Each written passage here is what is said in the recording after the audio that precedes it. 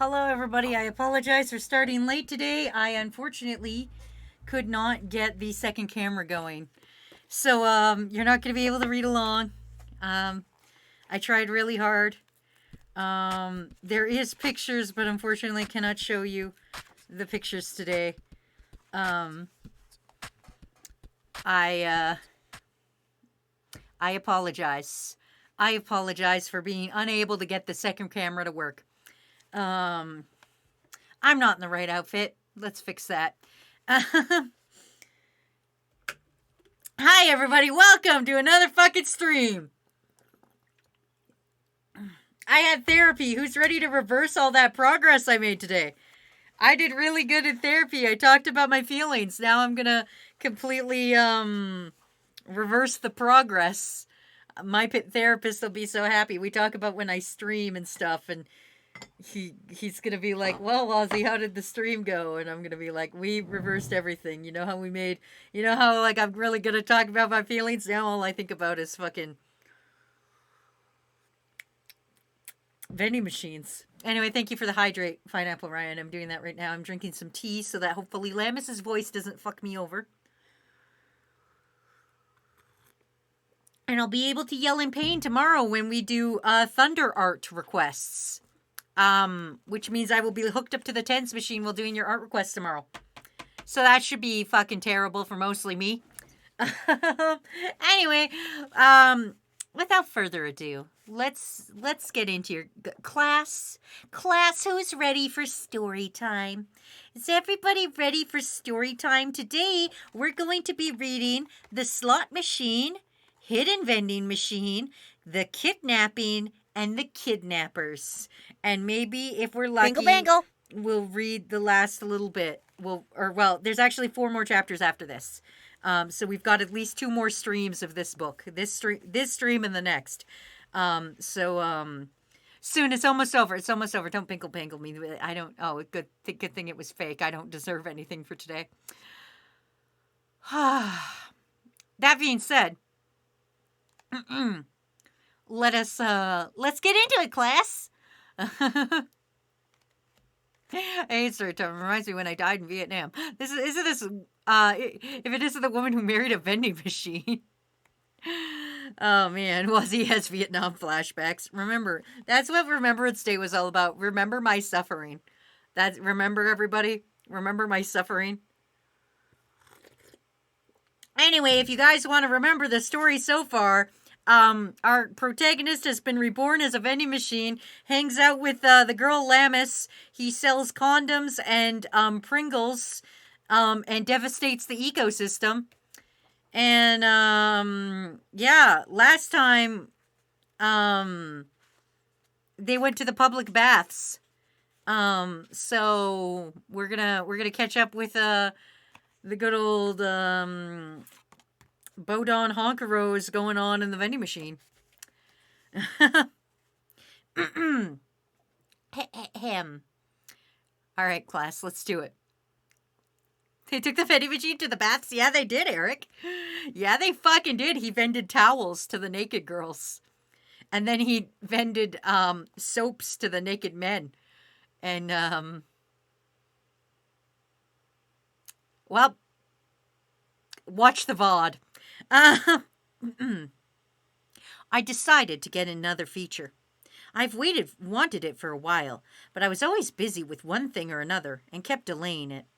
Things have calmed down recently, though, so I jumped in and bought it.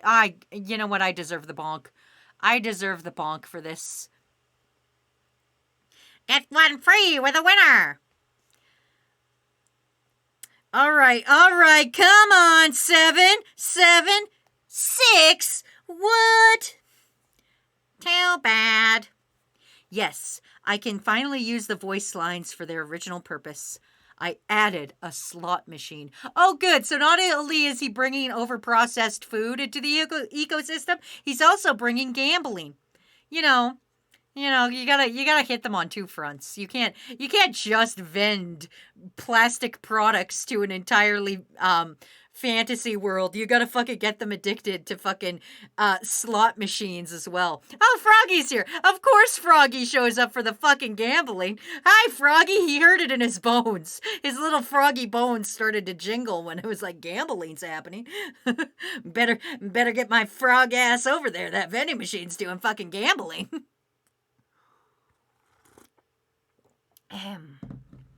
Anyway. The kind everyone hopes for at least once, where you get a second item for free if you line up 3 sevens. Ever since introducing it, my sales have gone up almost 30% because I'm getting people addicted to gambling.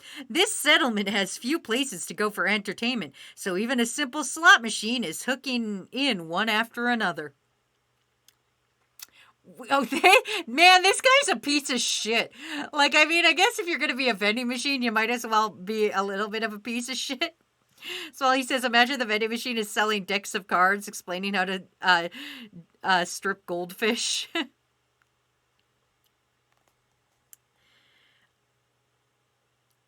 Sarah Led says, yeah, if you watch the last book stream,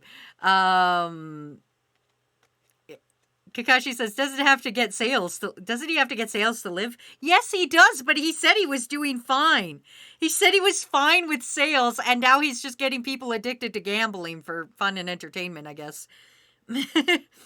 Aside from that, a shady rumor has been going around that if you hit the jackpot, you'll have good luck all day, and it seems like more people are buying just to try their luck. My aim was so they could enjoy a little more spice in their day-to-day lives. But one of my regulars has gotten more addicted than I thought he would. And today, he's buying too much again. Calm down, calm down. This is the last one, I promise. The statistics so far say that water is the most likely to win. Therefore, buying water is a shortcut to certain victory. I think that's because he never buys anything but water. He scratches his wild white hair madly, his eyes bloodshot and breath ragged, putting his finger on the button and pumping himself up. The old man who always comes in the morning in the group of 3, his face seems incredibly sober and dignified. Now, if he'd just keep his mouth shut, what a shame. Eric says, yo, Froggy, forgot to tell you, nice video.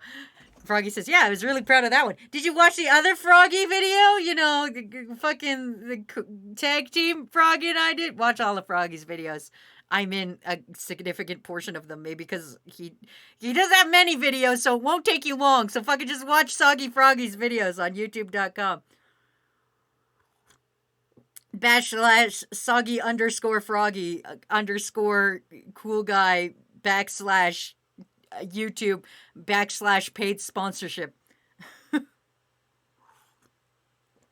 If you watch Soggy Froggy's videos and you use my code TalkSecure, you can get 1 free hot dog from Costco. You just gotta go take it. Anyway, technically, you can get 1 free anything if you just take it. Back to the story. Until now, he was usually coming here with the old lady, but ever since implementing the slot system, he comes alone, early in the mornings, when no one is around. He tries the slots at least 6 times, then goes back home. That's sad. This vending machine is giving into this man's gambling addiction. Can I like Soggy Froggy or lick Soggy Froggy? I mean, if you want to see shrimp colors.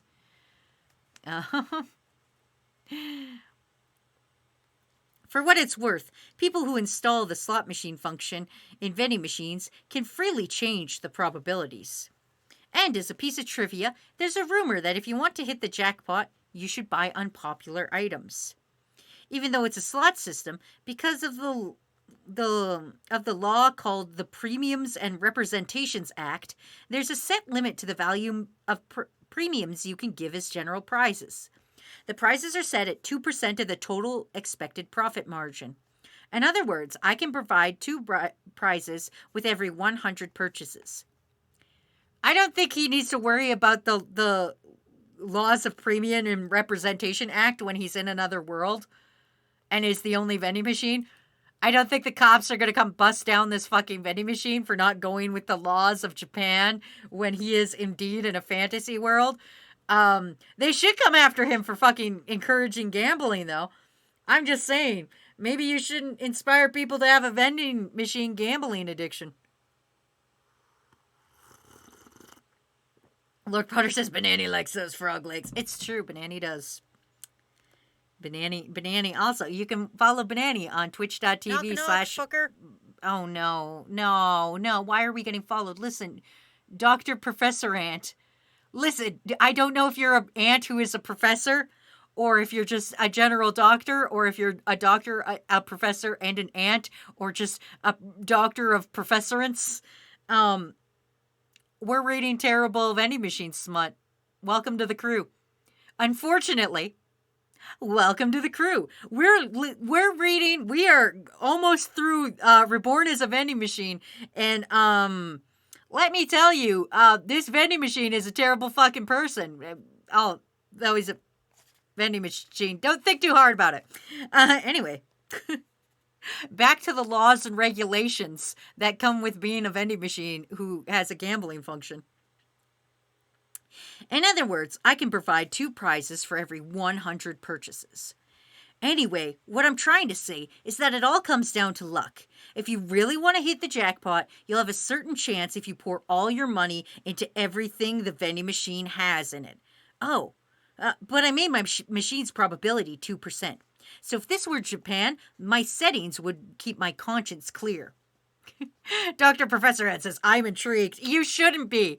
You luckily, actually, I should say luckily, not unfortunately. Luckily, you missed the chapter where the vending machine went to the hot springs and also sold condoms. But I'm not waving, I'm actually rubbing my face out of fear, desperation. Who knows? Either way, it was terrible. Everything rests on this, or sorry. Everything rests on this one coin. My gambling life comes down to this one coin. What are you doing, honey? The old man gives a start and turns around to see the old lady wiggling her cane at him with a smile on her face. She finally found him out. It was inevitable. He's been sneaking out of the house early in the mornings every day. I swear, I thought you were back to your old habits, chasing after the girls' bottoms again.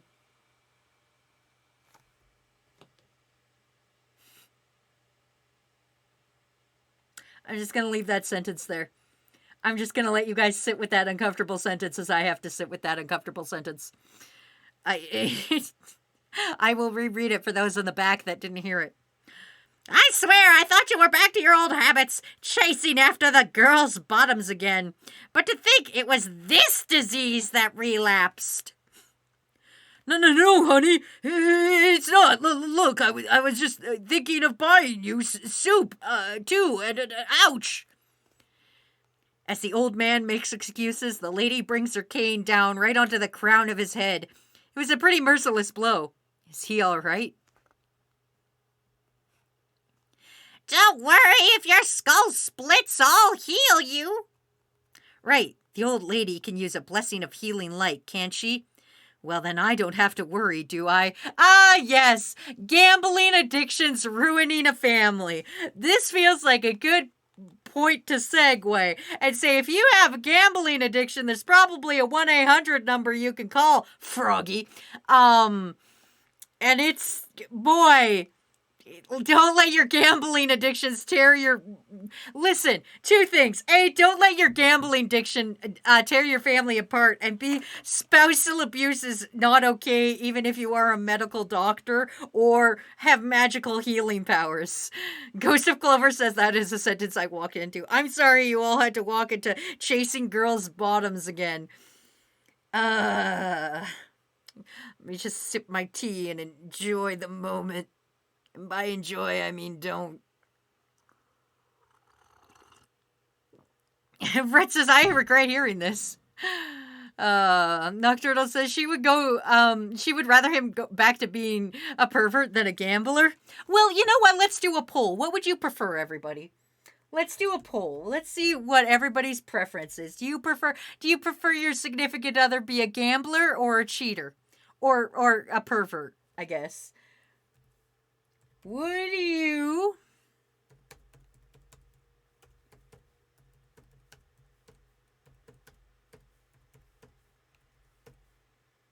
And if you don't have a partner, your mom, I guess. Your mom.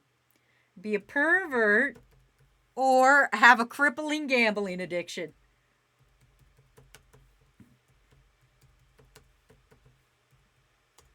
You don't get it. You don't get a choice. You don't get a choice. Well, you get a choice of the two, but you have to take one of the two. You don't get a choice of neither. You get no other choices. You got to take one or the other. It doesn't meet guidelines. You mean I can't write pervert? I'll just go chase bottoms. Then I will phrase it how they put in the bottom. Or how they put it in the book. I guess Twitch won't let me write pervert. Twitch won't allow me to say pervert, everybody, which I think is stupid, but okay, here we are. You'd rather have somebody chase bottoms or have a gambling addiction. The poll is now up for your convenience.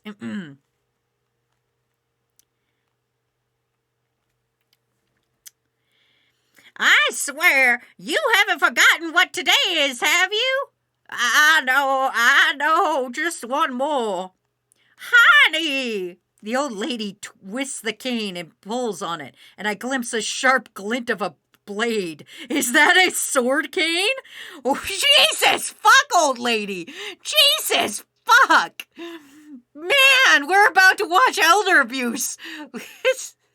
Also, Kakashi Lover, stop doxing my old DeviantArt. Man...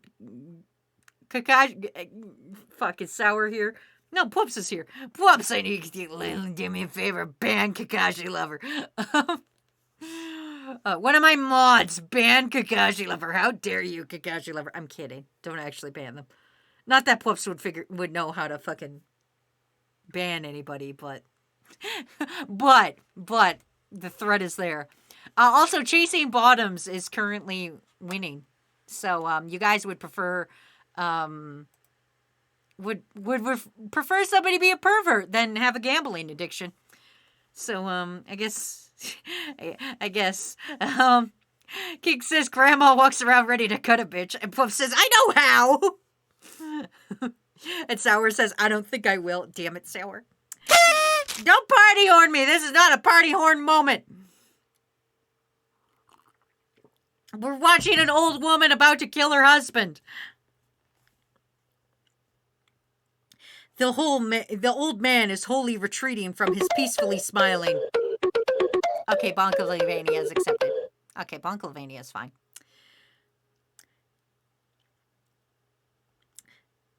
The old man is wholly retreating from this peacefully smiling, sword cane brandishing old lady. She has a refinement to her features. I could easily imagine her being a beauty back in the day. The smile on her face would normally be attractive, but why do I feel a chill? Now, please, fine. Your skill is no joke. Fine, I'm sorry. As long as you understand, let's be off now. The old lady starts dragging him away. He casts several reluctant glances back to me. Normally, it feels like the old lady does what the old man says, but maybe he's actually a henpecked husband. Maybe he's actually a cuck. His slut playing was more on edge than it usually is. From the way the lady talked, it seemed like there's an important event today. Maybe he didn't want to go and came to me to escape reality. If I could talk, I could offer to listen to his complaints. But vending machines can only sell things. Also, the poll is over. You guys would rather somebody chase bottoms than have a crippling gambling addiction. And you know what? That's fair. That's fair. Butts are nice to look at. Smalley says, well, let's be honest. At least you could leave the relationship without losing all your money. And Sour Lad says, someone that's a pervert is better than being in debt and possibly being homeless because of somebody. Kakashi says, "Is nobody going to do anything about the attempted murder?" Yeah, no, it's fine. It's fine. They've been married a long time. It just happens. You know what happens when the straights be married a long time? They post minion memes and want to kill each other. This is what happens when boomers are married for too long. They want to kill each other. Trust me. I know boomers, and boy, do they hate marriage. I have never seen people so unhappy in their marriage than old people. Classic Brandy says gambling is no problem if you keep winning. You can't even gamble if you have no money. That's true.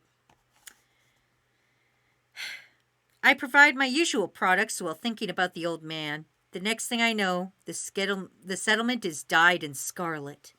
Evening. We're inside a dungeon, but the sun still rises and sets and is as if we weren't. Plus, it's starting to feel normal to me. Maybe I'm getting used to this alien world. Lemmis seems busy today. She's been on autopilot near the Hunters Association all day. I've been hearing a lot lately about eateries and stalls, feeling provoked by my vending machine products and improving their own flavors. I think the settlement is getting energized is a good thing. I don't stock edible items from evening until night. The people of this world seem to have an early bedtime. Even at the latest, all the stores are closed by 10 p.m. After that, I've taken to stocking warm cup ramen, cans of Odin, and lately, cans of curry Odin.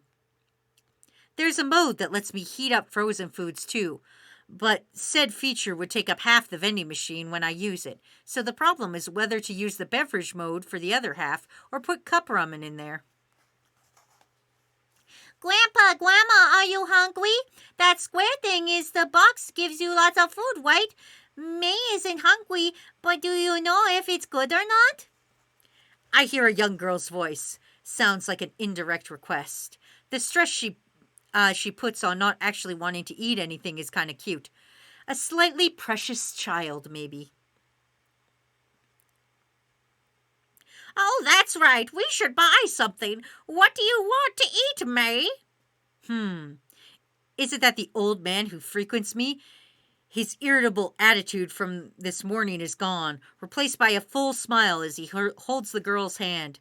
Next to them are the old woman and a mature-looking lady with braids who appears to be in her 20s. I'm glad I took the plunge and came. I'm sorry my daughter's so, dutiful. For a parent, the most undutiful thing a child can do is die before us. Jesus, fuck, that's bleak. What the fuck are we reading? What the actual fuck?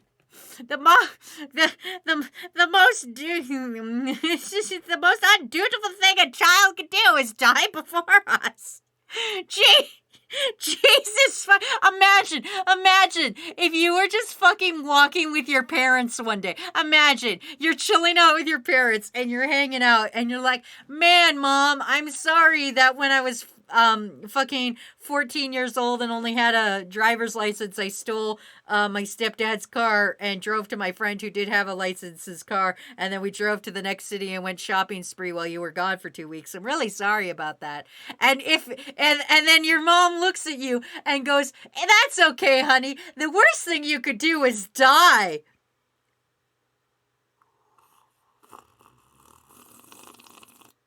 I'm purposely noisily sipping, and I need you to imagine that's your mother looking at you after she said the worst thing you could do is die.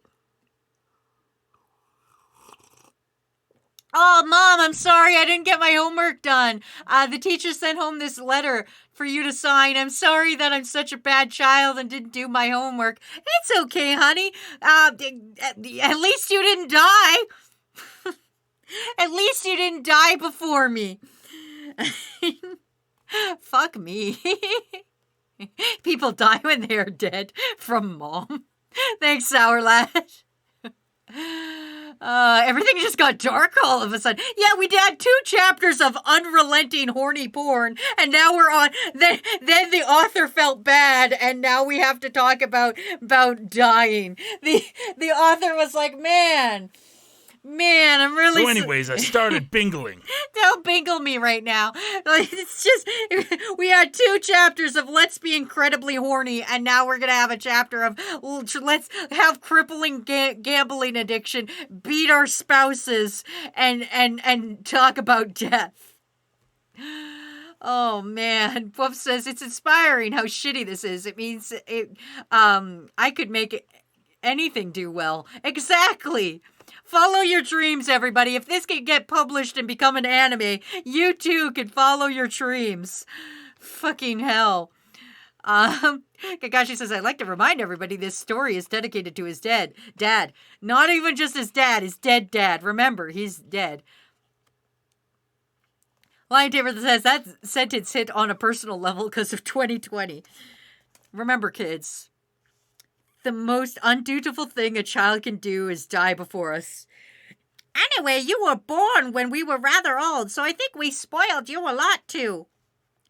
They step right into heavy conversation. I know it's rude of someone unrelated to listen in, but I can't even plug my ears, so give me a break. Is that woman their daughter? The couple looks to be in their late 60s, so if their daughter is actually in her 30s, the age difference isn't that strange.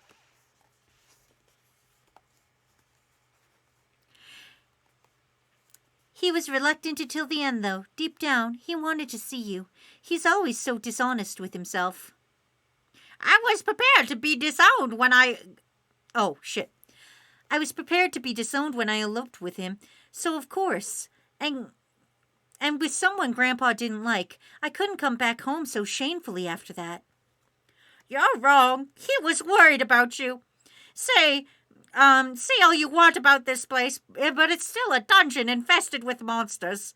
We had another monster attack recently, after all. Our defenses are thin. And then you write to us saying you're coming to visit whether we like it or not. He was worried sick. Thank you, someone, for a stretch break. Hey, someone, have you ever considered death? Who knew a fucking light novel called Reborn as a Vending Machine and Now I Wander the Dungeon would hit such hard-hitting topics such as the mating season of bears and also children dying before their parents. Also, thank you for a hydrate. Also, I'm sorry I couldn't get the second camera working so that you guys could read along. I'm sorry. I worked really hard. I can bring the webcam up and it will show you absolutely nothing. See? That's the other webcam that it's not even supposed to be. It's supposed to be the other webcam right now. And when I click on it, it tells me to go fuck myself.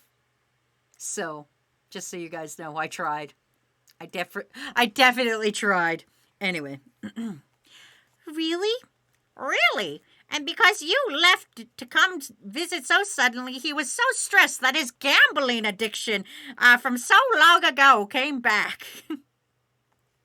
Explained the old woman, gazing at the old man, and their granddaughter stood as they... and their granddaughter as they stood in front of me, picking something to buy. So the old man has been playing the slots so much recently, searching for a way to beat it. It was to prepare for this day, to cling to straws, try to hit the jackpot rumored to grant good luck for the day. That's why. Someone says, I can't die. I still have to kick the ugly, stupid, horrible villagers out of my Animal Crossing island. Have you considered murder? Sarah Sadler says, it looks like something's blocking the camera. There is. That's from the other camera that it's not supposed to be grabbing from. There's 2 cameras that were attached, and it was grabbing from the wrong camera. It's grabbing from the laptop camera, and I wanted it to grab from a different camera that's not the camera I used to VTube with, and it's just a fucking mess of wires. Jacob says, Wazzy, can I get a Swear Timer Plus so you watch your 69s? No. No Swear Timer Pluses. Kakashi Lover says, I thought this was a different character. Like, somebody get this kid away from this old lady with a knife. No, this is still the old lady with a knife. It's just later in the day, so I don't know if she still has the knife or not. But these are the same characters. The same people talking about death are the same people that the lady almost killed a man over his gambling addiction. So same characters, just later in the day.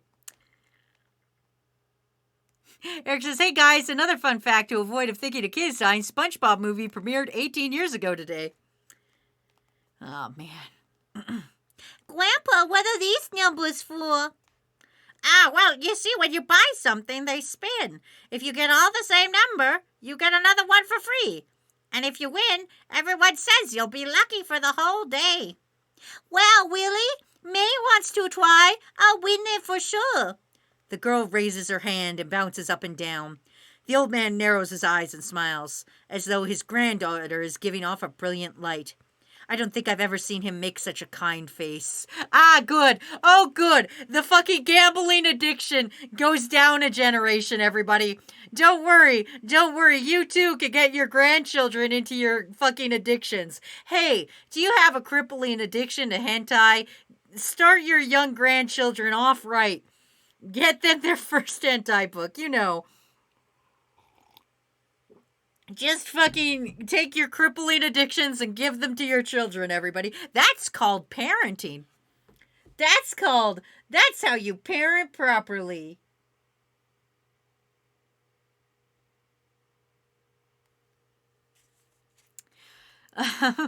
Someone says, "I wish I could. Murdering the ugly villagers is my dream." Eric says, "I just realized that Wazzy is talking in uwu language." I am, because it's for the child.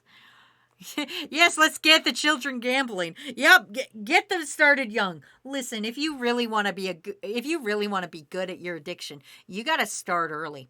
You got to start when you're a little guy. You got to get out there. You got to start from the beginning. Just get started. Hey, grandson, let me show you your father's favorite hentai. Her favorite anime, High School DxD.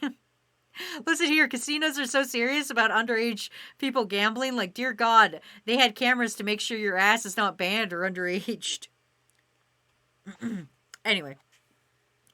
Then give it a try. I'll put in the coin, so you choose whichever one you want. By the way, I recommend the water. Okay, I'll try. I switch a few things around and put the orange juice on the bottommost row where she's likely to reach. She stands on her tiptoes, trying as hard as she can, and touches the button for orange juice. It drops into the compartment. The number slots begin to move. 7? And a 7? We just need one more, right? Okay, wait. Sorry, that was the little girl. A 7? A 7? We just need one more, right? Well, that's the part that never works. Even I've gotten this far. 7, 7, 7. Oh, it's a 7! We won! What? A fanfare plays. The light indicating warm and cool items begins to light up in sequence. The girl jumps for joy as the old man stares at a loss for words. He probably can't believe what he's seen. He's gotten the jackpot only once, after all, the money he's poured in, and yet his granddaughter won on the first try. May, you'll have to choose soon, or else you won't have time to pick your free one. Then I'll pick this. The girl chooses the next item next to the orange juice, the mineral water. This is for you, Grandpa. You're giving it to me? Thank you. But if it's a day of good luck only starts now, then it'll be over soon. What a shame. Huh? Why? I was really lucky all day since I got to see Grandpa and Grandma. There's not a shame. When the old man hears that, he looks up at the reddened skies. I have full view of his face from my height, and I see a shining drop on the edge of his eye. Ah, yes, old man tears. Ah, yes, I have tears. Old man tears.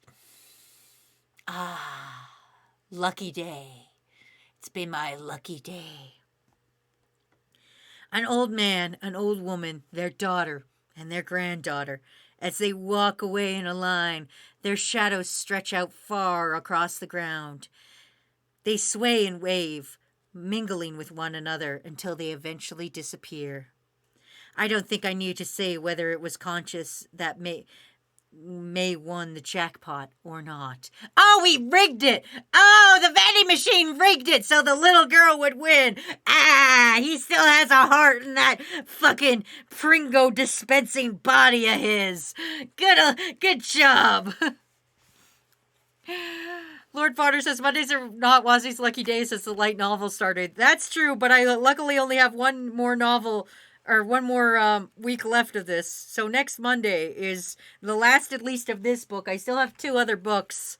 I don't know if we want to read the other 2 books or move on to something better. But Miles says, sorry I'm late. What did I miss? Well, Miles, have you ever contemplated what happens when you die before your parents?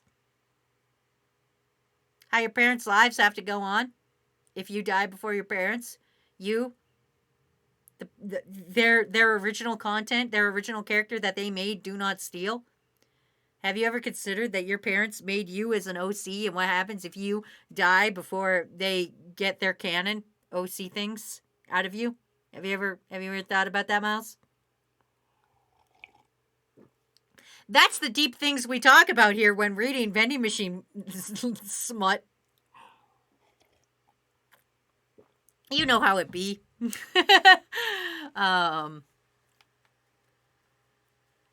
Eric says, oh wow, I heard about Pringles. The creator of the Pringles gang got buried in one because he was so proud of creating them.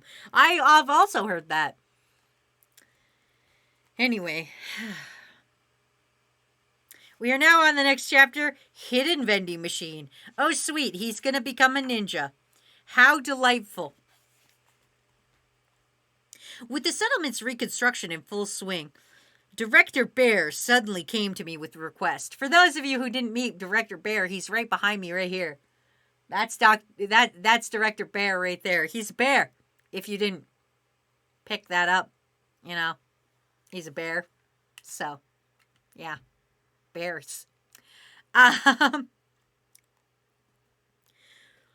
Boxo, I have heard you can use mimicry to blend into your surroundings. Is that true? Welcome. I didn't know what he was up to, but there was no need to lie. So I answered truthfully.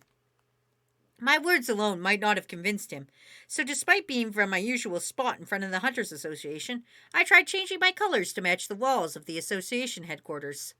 The wall was behind me, but one of my features is omnidirectional vision, so that I could see back there without a problem.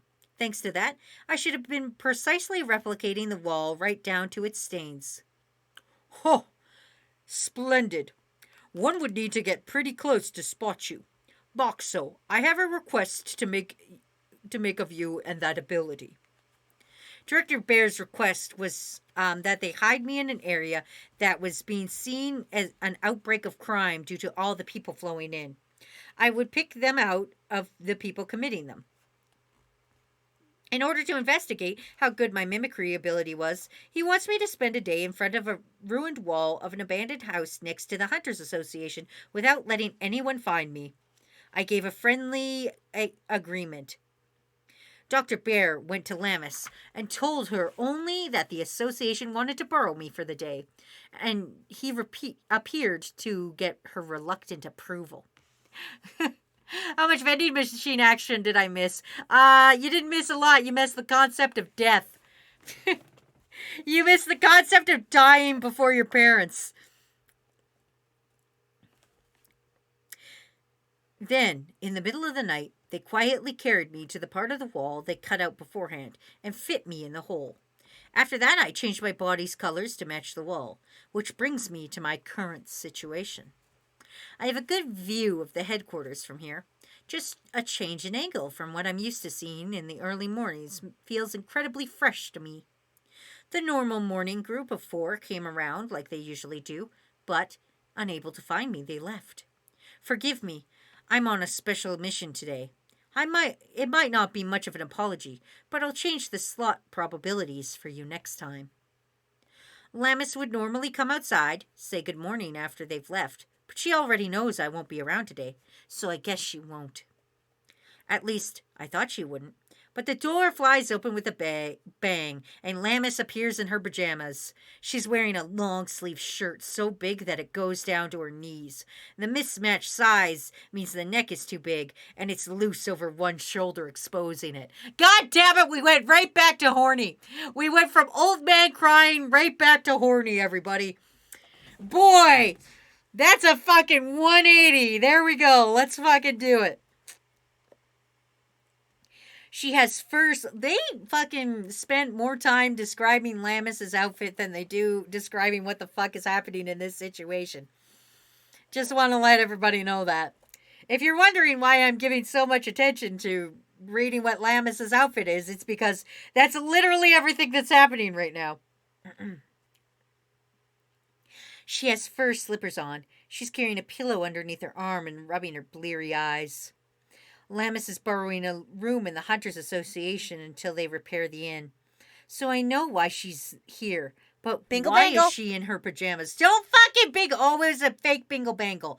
Listen, we're not bingle bangling today. We're fucking doing our jobs, which is worse. Which is fucking worse. Boxo, where are you? She drones, staring with lazy, half-open eyes at the spot I'm usually in. She's literally still half asleep. Did she forget I won't be around today? Boxo, where are you? Oh, come on. Don't wander around when you're still half asleep. You'll trip and fall. And don't go outside with your slippers on. You mustn't go out with such defenseless clothing. Go get changed. Just looking at how unsteady she is makes me anxious. Man! This is uncomfortable. Thank you, Phoenix Wolf, for a stretch and hydrate. I'm suffering. Turbo says, mind telling me what's happening? Suffering. Phoenix is right on that one. Cat says, oh shit, Wazzy went from being looking goofy to looking cute. You, damn it, Cat. I'll fucking cry, Cat.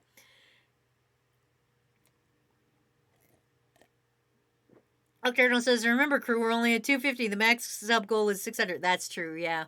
I unfortunately already have to eat a pineapple. So, we're already in hell.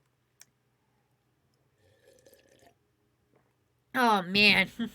Anyone else picture the girl screaming like, Scooby-Doo, where are you? Scooby-Dooby-Doo, where are you? Go get fucking changed now. Okay. Hey, Lammis, where are you going? The director said he was borrowing Boxo today, didn't he? Oh shit, that was Munami. Shit. Dr. Professor Ed says, I can only imagine where this is going.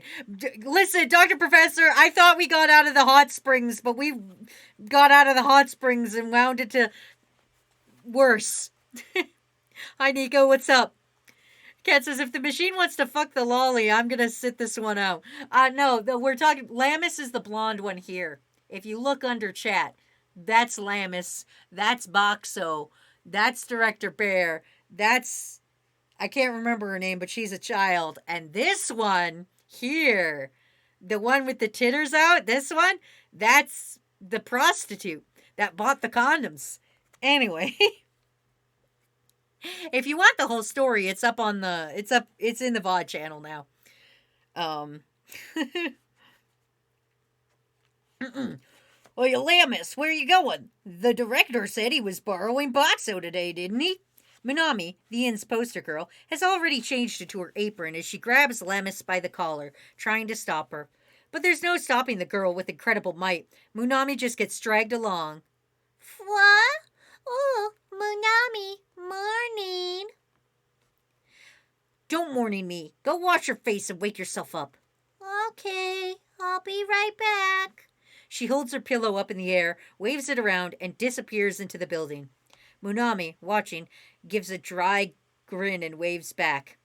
I swear, seriously, just when I thought the sense of tension was gone, she's now too slack. But it's still a lot better than before. It must be thanks to Boxo too, she says to herself, withdrawing back into her room. Oh yes, Chris Pratt, we do have a VOD channel. I do. I use the secondary channel. There we go.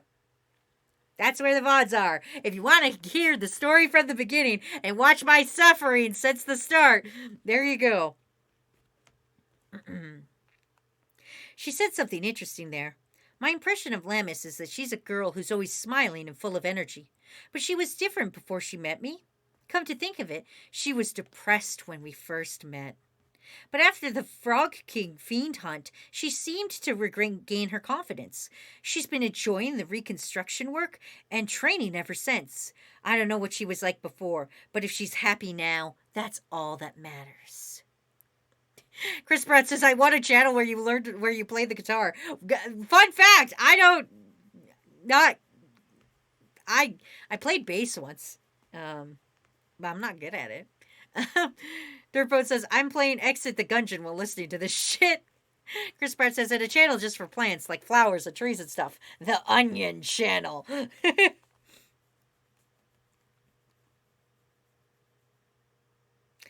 back. I'm awake. Good morning. The usual plate-filled boots and low-rise shorts with her leather armor on, which she almost never removes, even inside the settlement. Lammis appears energetic at the entrance. Her sleepy demeanor wasn't bad, but her energetic personality suits her far better. I can say that for certain. Her biggest charm is her smile. Yes, good morning. What are you doing today, Lammis? Would you mind helping with the inn's reconstruction like you always do? If you're going to suffer, at least monetize it. Miles, the VOD channel isn't fucking monetized. It doesn't have enough YouTube cred to fucking be monetized. Only Toxicure is monetized. Spooky Sushi isn't even monetized. The only monetized fucking channel is fucking Toxicure. And, of course, here. That's it. Sorry, I don't know when Boxo will come back, so I'm going to help out around this Hunters Association. Oh, I guess that's that then. Don't bother Director Bear too much, all right? Munavi waves her hand a little and heads for the insight. And Lammis vigorously waves back. She'll be working around here today? I'll have to be careful she doesn't find me. Okay. Make Bingle rue the day that it thought he could give Cave Johnson bangles. Do you know who I am? I'm the man who's gonna burn your house down with the Bingles. Thanks, Lion Tamer, for the Binkle Bangles. Saying, I can say her for certain, her best charm is her tits. Oh, man, don't bonk me for this. Okay, time to go ask the director if he has work for me. You needn't go far. Fucking! Crew. I'm reading it word for word. Whoa, director, when did you get here? Yes. When did you get here? How can he conceal himself so thoroughly in spite of his giant stature? He's right behind Lammis, but I didn't notice him either until right before he said something. Concealing my presence is a boon. Lammis, you should try to focus on your training. Presence? Oh, Master says presence is really important. I wonder what kind of person this master of hers is that she talks about sometimes. I don't know their gender. I don't know. Only that they're very talented hunter. If she trained under that master for a little longer, she'd probably be able to train her might better too. It's a real shame. They must have been a good master. Anyway, Lammis, am I correct in thinking you desire to work near the Hunters Association today? Yep. I want to make sure I'm here to greet Boxo whenever he comes back. What a good kid. I could say for certain that meeting her is the greatest stroke of fortune I've ever had. If you're going to call her a kid, please stop talking about her tits every other fucking chapter that we get into.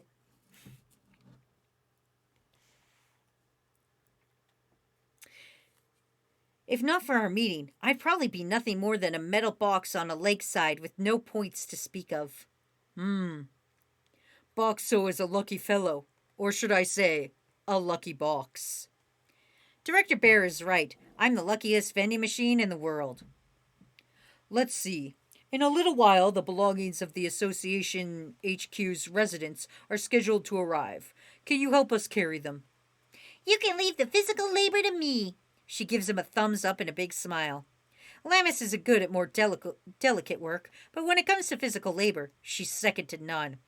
When she was working at the inn, she managed an amazing feat of breaking dozens of pallets all at one time, but transporting foodstuffs and other large goods are right up her alley.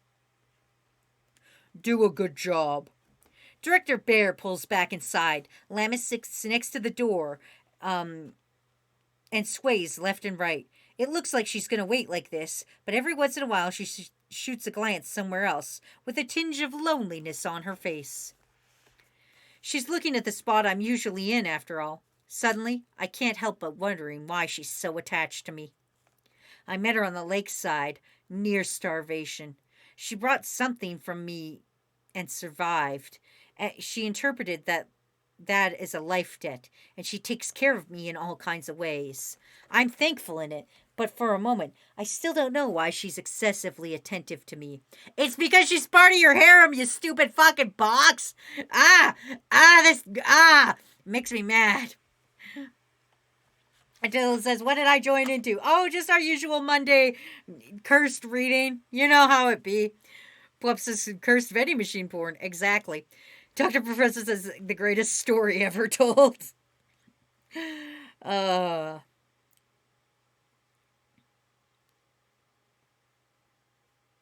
Yeah, this should be good. Young lady, we brought the cargo. Could you call a worker for us?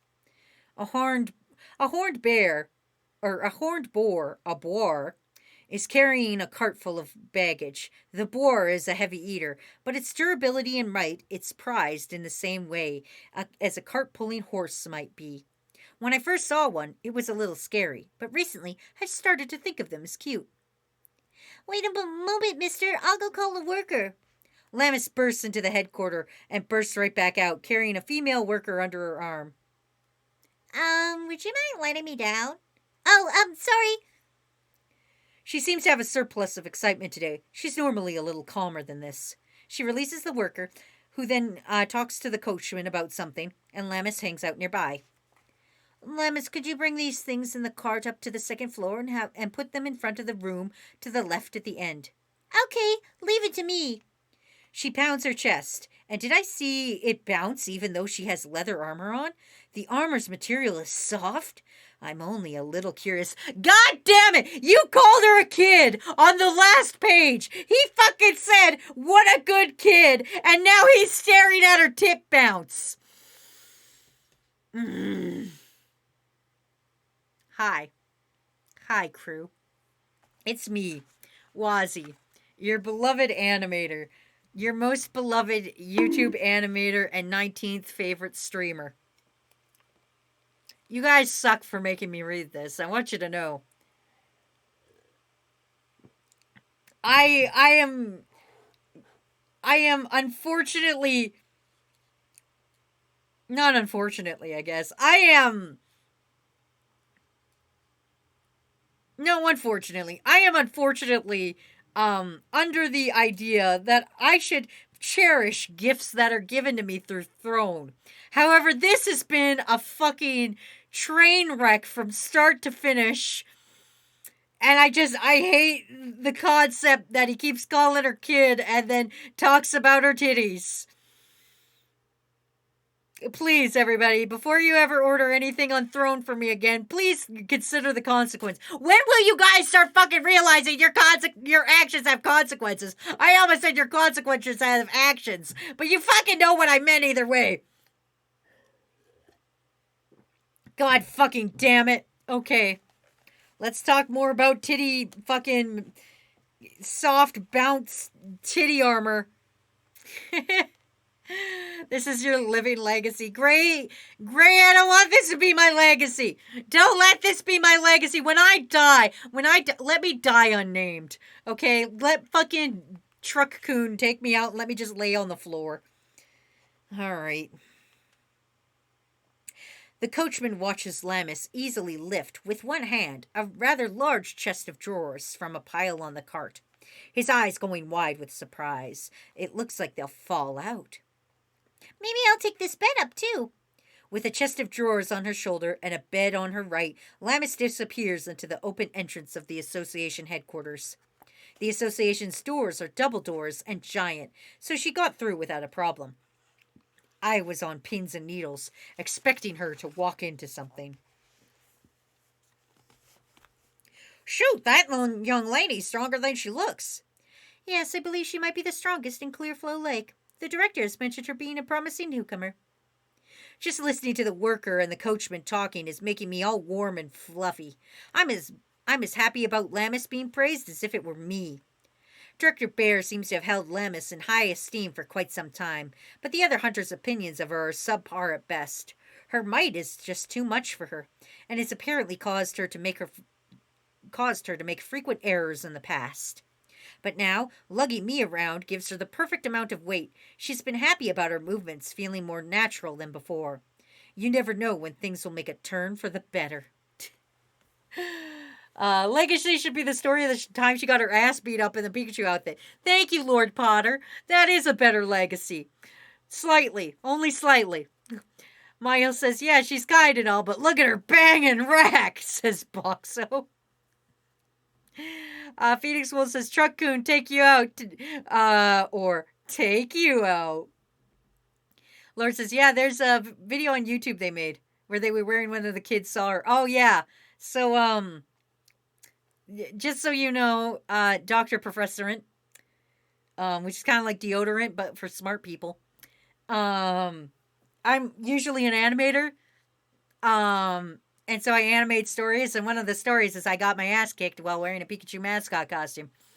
And that feels like a better legacy than the person who read the entirety of the fucking vending machine talking about tits on a girl legacy. Closet Brody says, Wazzy's legacy will be when Twitch finally bans her for drawing dinkies.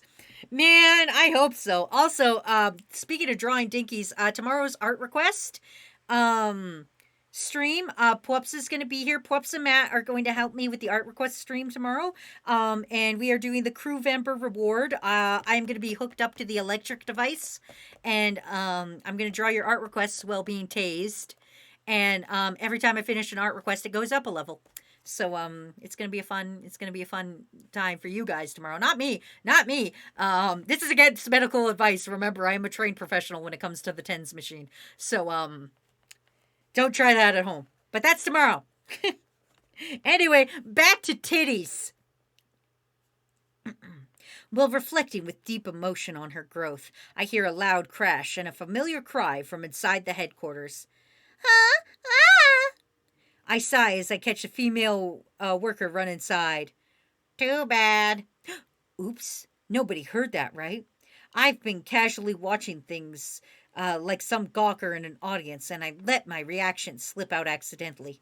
I glance around, but nobody's nearby, so I exhale in relief, carefully this time, so my voice doesn't come out.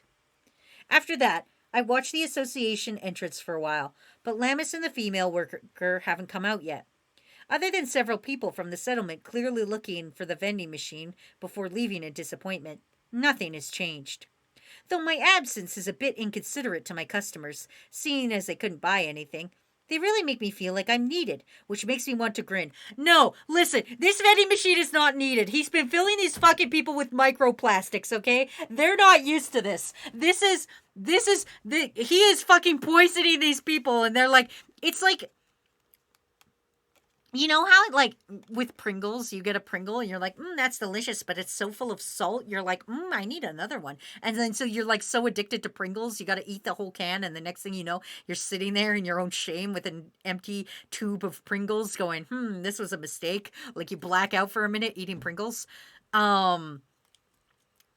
This man is poisoning the ecosystem. This vending machine man is poisoning the ecosystem. These people didn't know about microplastics in soup before this guy came along, and here he is fucking it up.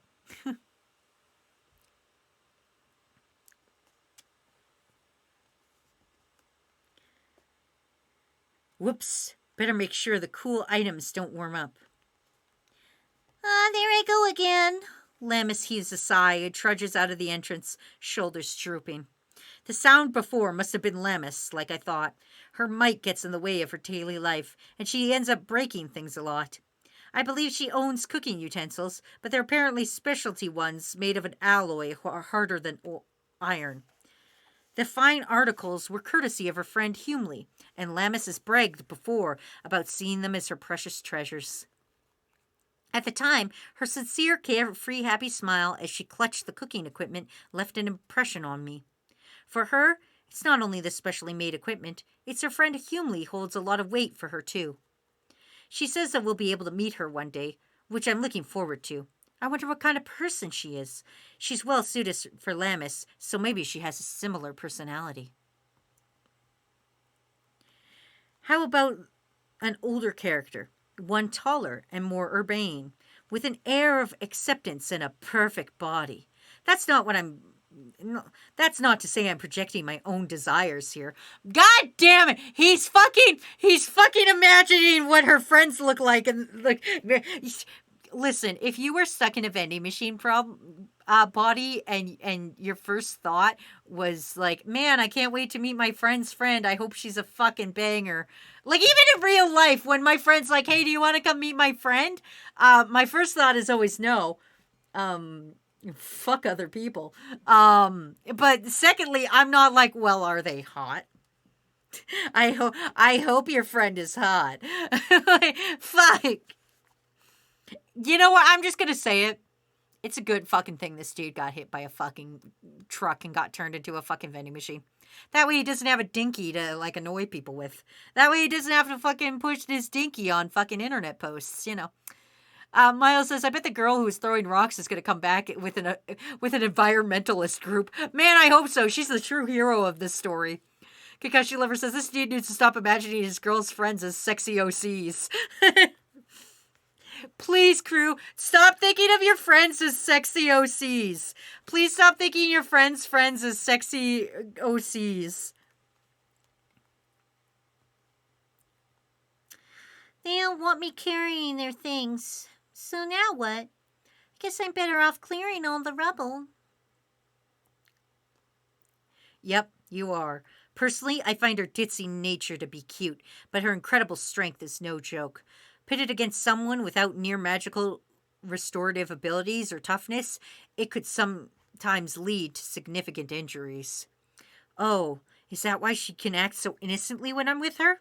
A vending machine is improbably tougher than a human body, and I can repair myself if I'm damaged.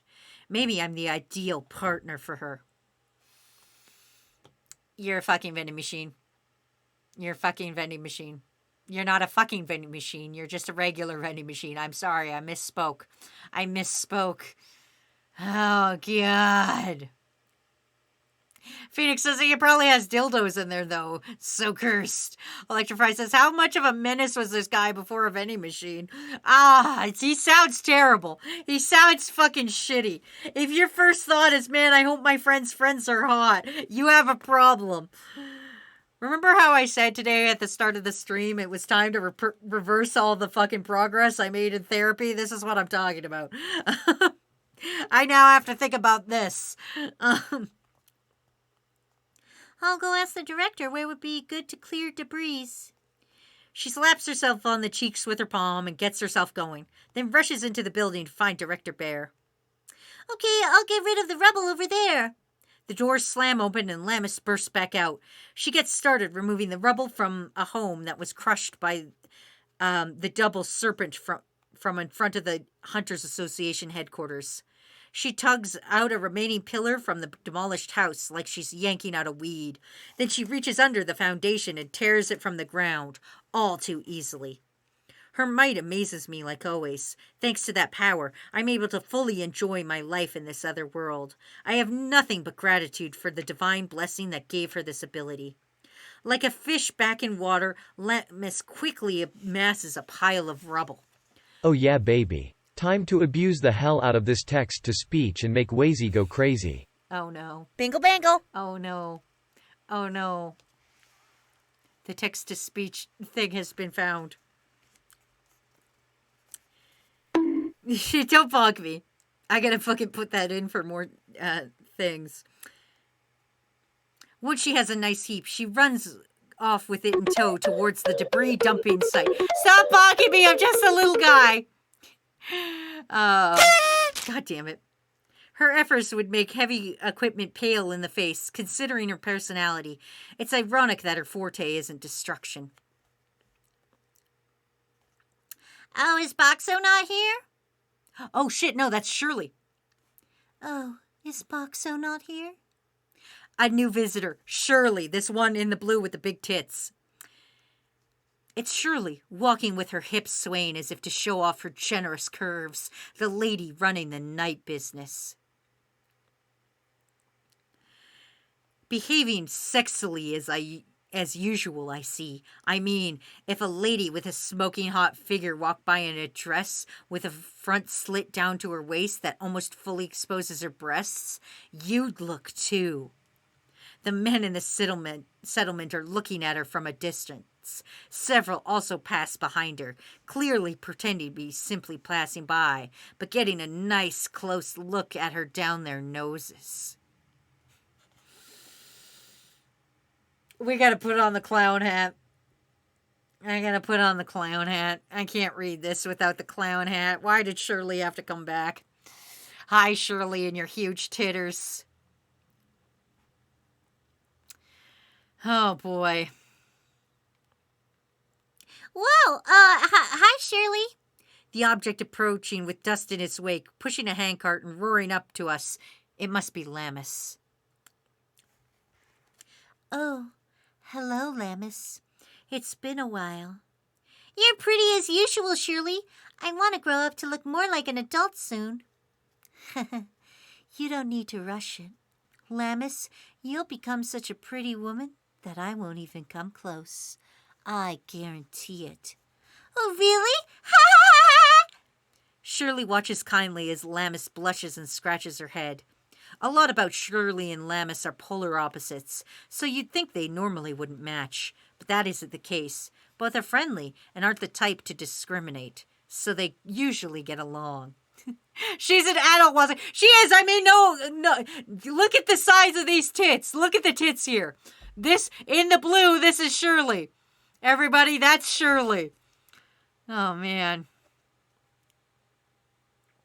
Dr. Professor Ed says, you said he was horny, but damn. Oh, this is actually a downgrade, Professor Ant.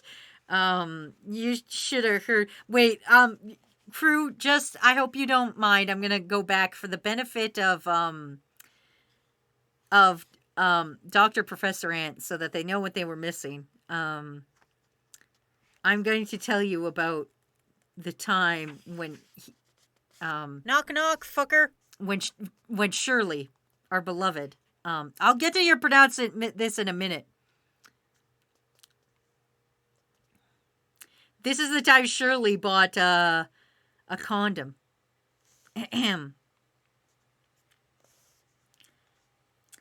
Oh, you put this on a gentleman's member before inserting it into a woman's secret place. It looks like the different boxes are to suit a man's size. With something this thin, it wouldn't get in the way of the act, but it still prevents disease. What a fine article this is. As might be expected from a professional, she figured out what the condom was at a glance. It's time to bingle. Don't bingle me. She looks truly happy, rather than trying to flatter me. So just there you go. That was in the last chapter. That's from October 31st. If you go to the VOD channel, the October 31st one is that. Anyway, here comes the pronounce this. Redeem from Paradox Cat. Paradox Cat would like me to pronounce this, and this seems terrible. Oh, fuck me. Okay. SpongeBubby and Porcafor find out that Monster Cobber is shitting, so they finally take the opportunity to steal from his trash can without getting caught by him. SpongeBlub finally finds the moldy Krabby Patty he threw out earlier today and takes a massive bite of it, causing the wet squishy burger to splurt out mold spores all over his tongue. Cat, I need you to leave immediately. Please ban yourself, Cat. Cat, can you ban yourself? Oh, God. All right. Dang it, Dale. If I get one more bingle, I'm going to kick your Stop ass. Stop bingling, Onion Circus. I'm suffering enough already.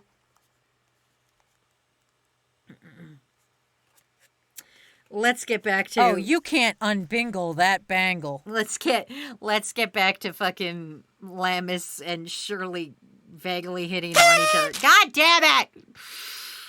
Oh man. Giga Drill Bingo! I keep getting bingles. All right. I know.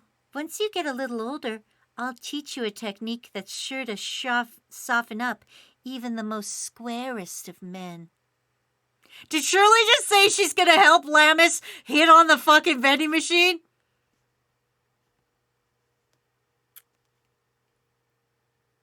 I hate this novel. I hate this. Let me reread that. Crew, am I right in my comprehension? My reading comprehension is shit. We know this. You know, once you get a little older, I'll teach you a technique that's sure to soften up even the squarest of men. Well, what? Really? Any kind of square person? You mean it? Shirley's eyes slant downward when she sees Lamis's approach, breathing heavily. Shirley seems to have noticed something from how... right in the bingle. Don't bingle me. I don't deserve this. I don't deserve bingling right now, everybody. I'm suffering enough. Shirley seems to have noticed something from how Lamis latched on to that more than she thought. So Lamis likes serious people. It's sort of surprising, but it also makes sense. Oh my. Is there someone you're interested in? It's a secret, but I wonder if sex appeal will work. Oh no! Oh no! Lamis is gonna try to fuck the vending machine! Lamis is gonna try to fuck the vending machine! No! No!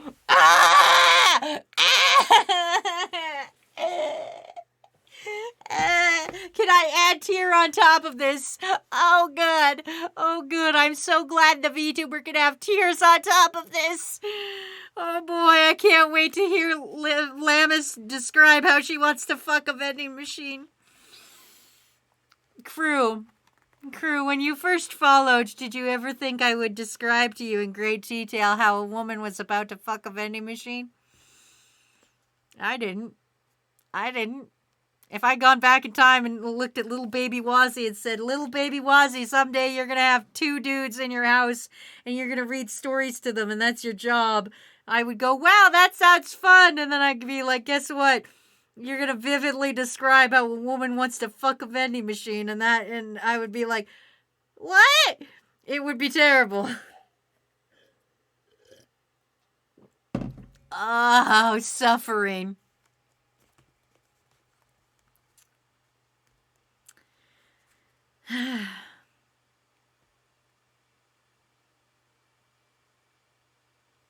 I see her clasp her hands in front of her chest and go red in the face.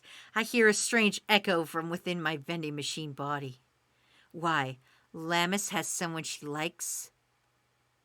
Dad will not allow this. If anyone lays a finger on my adorable daughter, I will deliver punishment through hot cola and cold canned ramen.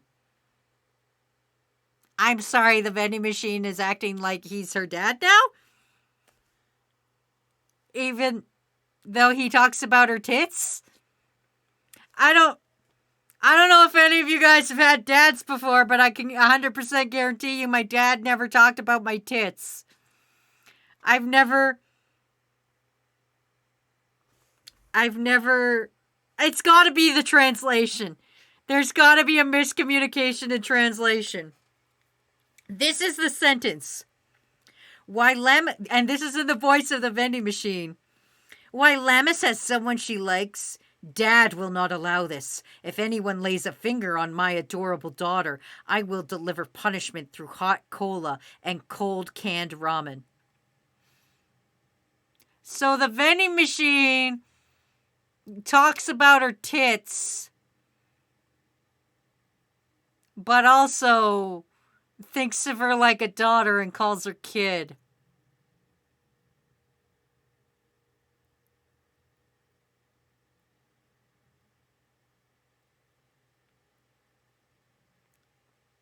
Yeah, fucking, yeah, can somebody just dox me and get the FBI to fucking come kill me right now?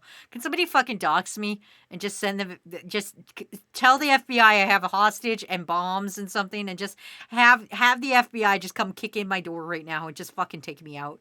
Just fucking, and don't let me get isekai'd. Don't fucking isekai me. Oh, God. Yeah.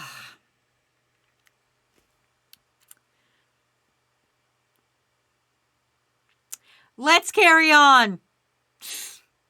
Maybe there will be a new sentence that makes this better. But I think being your usual natural self is a better choice than trying to win him with sex appeal. You think so? But I want to be a little calmer when I'm grown up. Everyone calms down when they get older. I think you should treasure the charm you have now, since you'll only have it for when you're young. You can bother with love tactics when you're older. For now, you should do best to be yourself. Okay, thanks, Shirley. I've been listening in out of interest, but unfortunately, Shirley leaves without pursuing the topic of Lammis's crush any further. In any case, Shirley's response is exactly what I'd expect an experienced adult to give. She has unfathomable charm on the inside as well as the outside. I should be embarrassed for having a slanted view of her since she works in the horror business. She's just so pretty. I wonder if I'll change if I wear a dress like that too. Nope, this next sentence makes it worse, everybody.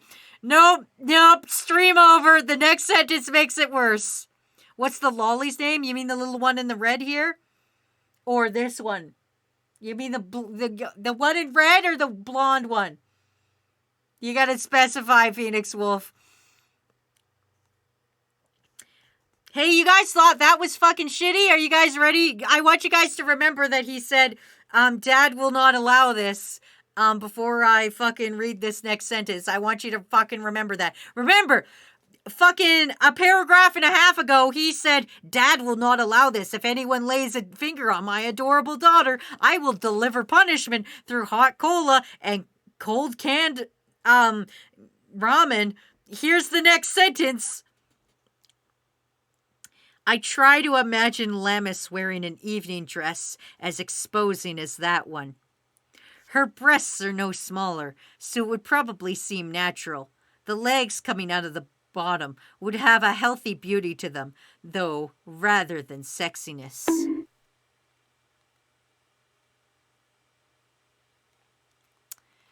Thank you for the bonk. That's fully deserved to the author. I'm not even going to accept that bonk as a bonk to me. Remember, he just said, this is his daughter. Hi, I'm Wazzy, founder of the Dinky Foundation. If you have a daughter and you are thinking about her boobs in this kind of dress, fucking check yourself into a hospital. You need to talk to somebody. You need to fucking talk to somebody. Anyway, to help you out, Phoenix, the one over here in red is, I'm looking in the book. It's Shiori. She's the daughter of a tycoon. She's selfish and strong-willed, but a little interested in boxo, so she's the tsundere one. And Lammis over here is the blonde one, so that's the one we're talking about. That he thinks is his daughter, but he also wants to fuck her, I guess. She's energetic, sprightly, an incredibly strong girl, and has more power than she knows what to do with. Is Lammis a minor? She is canonically 16 or 17 in this world, I think. I guess Boxo's into incest porn. Please tell us which characters are minors. Everyone but the bear and Shirley, I think. Cat says, okay, I'm out. I can't do this. You think I can, Cat? You think I can? Listen, I'm the one you fuckers nominated. You guys sent this to my house and made me read this. This child is a minor and Lammis is like 17, 18. She's that like, you know that fucking anime stage where they're like, she's a teen, she's not quite an adult, but it's totally fine to fantasize about. That's fucking, it's disgusting. It's gross and I want to die. I just want to.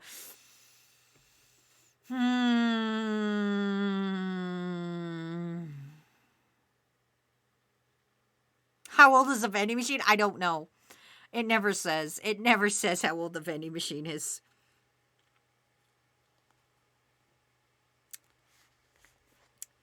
All right.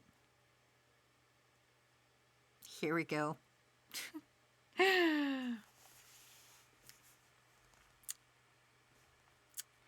Everyone's coming to. Or if I. Okay, remember, after that terrible sentence, here we go. Oh, God. Okay. All right. To be honest, I think it's still a little early for her. And if she wore something like that, I'd start to worry. Everyone's coming to see Boxo. He sure is popular. She looks like she's pouting a little. I wonder why. I think I heard her say something, but her voice was too quiet for me to make out the most of it. Lammis sits on the wall of the former house and swings her legs. She was having a good time removing debris before, but now she's spacing out and looks exhausted. Ah, the magic box isn't here, and I came all this way to buy something. Oh shit, never mind, it's the child. The red-headed child. After talking about Lammis's boobs, now we're going to talk about the literal fucking child. Oh, the magic box isn't here, and I came all this way to buy something. That imprudent-sounding voice. Sayori, the little girl with the light brown twin tails and the pretty outfit that stands out in the settlement. Her eyes are sharp. She must be unhappy with something, because I only ever see her with her arms folded in irritation. Well, that was my initial representation of Sayori. Recently, she's been different. She's still got a bad mouth, but she's become a bit meeker, and she smiles like a kid kid should when she receives orange juice. I wanted to drink some syringe juice. Stupid Boxo, stupid. As though offended by my absence, she starts stomping on the ground. A man and woman in black clothing are keeping an eye on her from a distance. It looks like those two are her escorts today. They're staying hidden behind a house on the second floor of the Hunters Association quarters. I've been thinking, it would be less suspicious if they wore the same clothes as others living here instead of those black outfits. Could it be part of their dress code? Hey, Sayori, don't call Boxo stupid. Hop, ho. Lammis leaps from the wall and lands gracefully in front of Sayori. They were good 16 feet apart. Her physical abilities continue to impress. This gets worse. You were here this whole time, stupid booby monster. I thought I told you that my name is Lammis. Oh, do they not get along? They're glaring at each other with narrowed eyes. This is the first time I've really seen them interact. Do they even know each other? Holy shit! Never mind, I changed my mind. I love this child. By the way, Lammaries, have you given any thought to my proposals? She fucking calls her Lammaries. This child calls her Lammaries. That's the fucking, eat shit, Lammis. Fucking Lammaries. Goddamn, a fucking 12-year-old child just kicked open the door with the best fucking insult nickname I've ever heard. Fucking Lammaries. Oh, man. Lammaries. What a little fucking Fortnite piece of shit kid this is. Fucking Lammaries. Lord Potter goes, ovaries? No, I think it's mammaries. I think it's a mammary pun. Not an ovary pun. I think it's talking about her titties, which is why she called her booby monster. Oh, man. Man, 12-year-olds without Fortnite are still fucking savage, apparently. Doesn't matter if you give them Fortnite or not, they're still pieces of shit. It's Lammis, and I don't care how much money you have, I'm not handing over Boxo. Yeah, well, if you just nod your head, you'll get enough money that it will last 3 generations and still won't run out. You know what? Yeah, the Bonkalovania is accepted. Yeah, alright, Bonkalovania is fair. I can't exchange Boxo for money. Besides, I told you he doesn't belong to me, all right? I had no idea Sayori wanted to buy me from Lamis. That's the sort of thing you'd expect would go through me first. But it's not possible for us to talk, I guess. Besides, in the dungeon, whoever finds a magic item has the right to it. I suppose this is the proper way to go about it. Don't you think you're restricting Boxo too much? Instead of constantly being with this undersized, unattractive girl, wouldn't he be much happier to spend his time elegantly in my fabulous mansion, wouldn't he? Undersized, unattractive? I don't want to hear that from you, Sayori. Lamis folds her arms, purposely accentuating her ample bosom.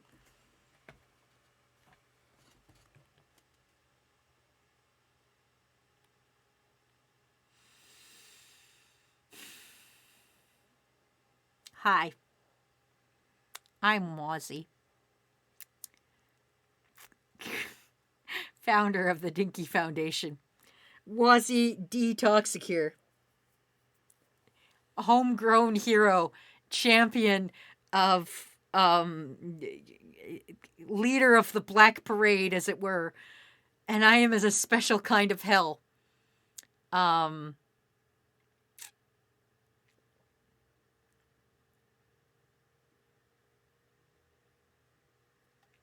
Fuck you, crew. Let's get back into it. Sorry, I just need a moment. I know I always pause as I'm reading, but it's because I genuinely need a moment. We are really reversing that fucking therapy. I sat down today. I talked about my feelings of always constantly feeling guilty.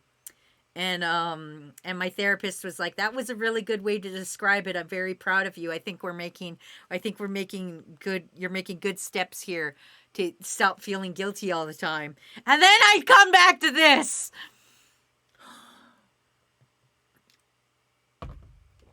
I hate you, crew.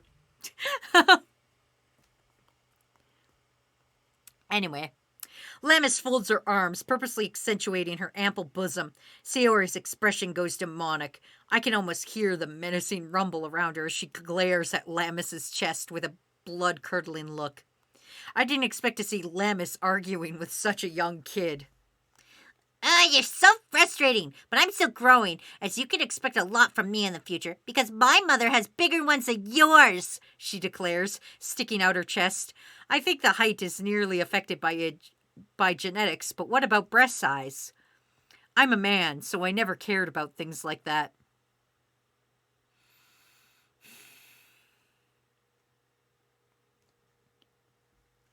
How pitiful, Lady Sayori.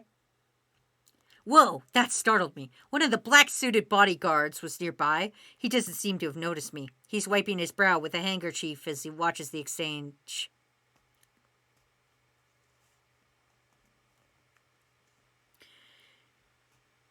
She doesn't know that her mother's prolific mounds are stuffed. She doesn't know that her mother's prolific mounds are stuffed. Listen, hey, those in the chat with prolific mounds. Are they stuffed? Prolific mounds. Did you think when I started reading Reborn as a Vending Machine and now I wander the dungeon, this sentence prolific mounds would come out of my fucking mouth? I didn't.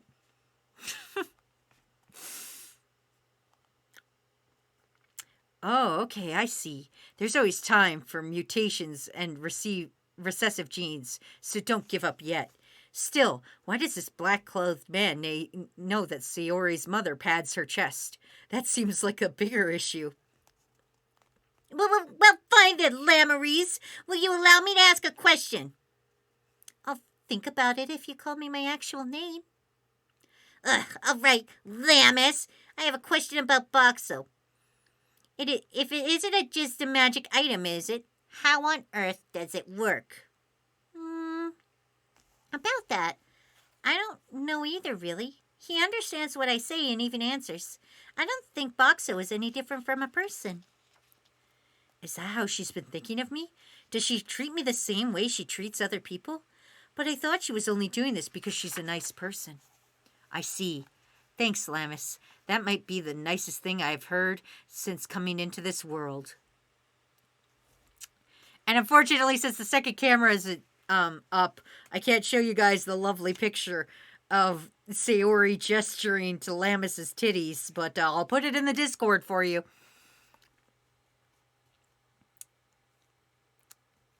I suppose you have no intent of telling me. That's fine. I'll spare neither time or money to make you surrender Boxo. I'll have to convince you thoroughly through the benefits of being with me. Or convince him thoroughly through the benefits of being a me. That is my privilege as a wealthy and young person.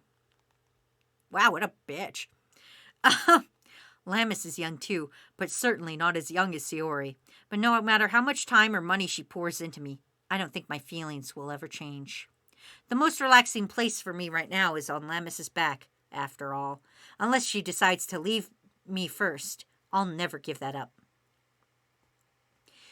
Anyway, Boxo isn't here already, so go home. I'll be back another day. I'll leave Boxo with you until then. Make sure you polishing him up nice and clean. Sayori leaves after getting her last Fuck, I can't read. You see how this thing is fucking hindered my ability to read? Lammis waves after her too, despite their previous argument, a smile on her lips.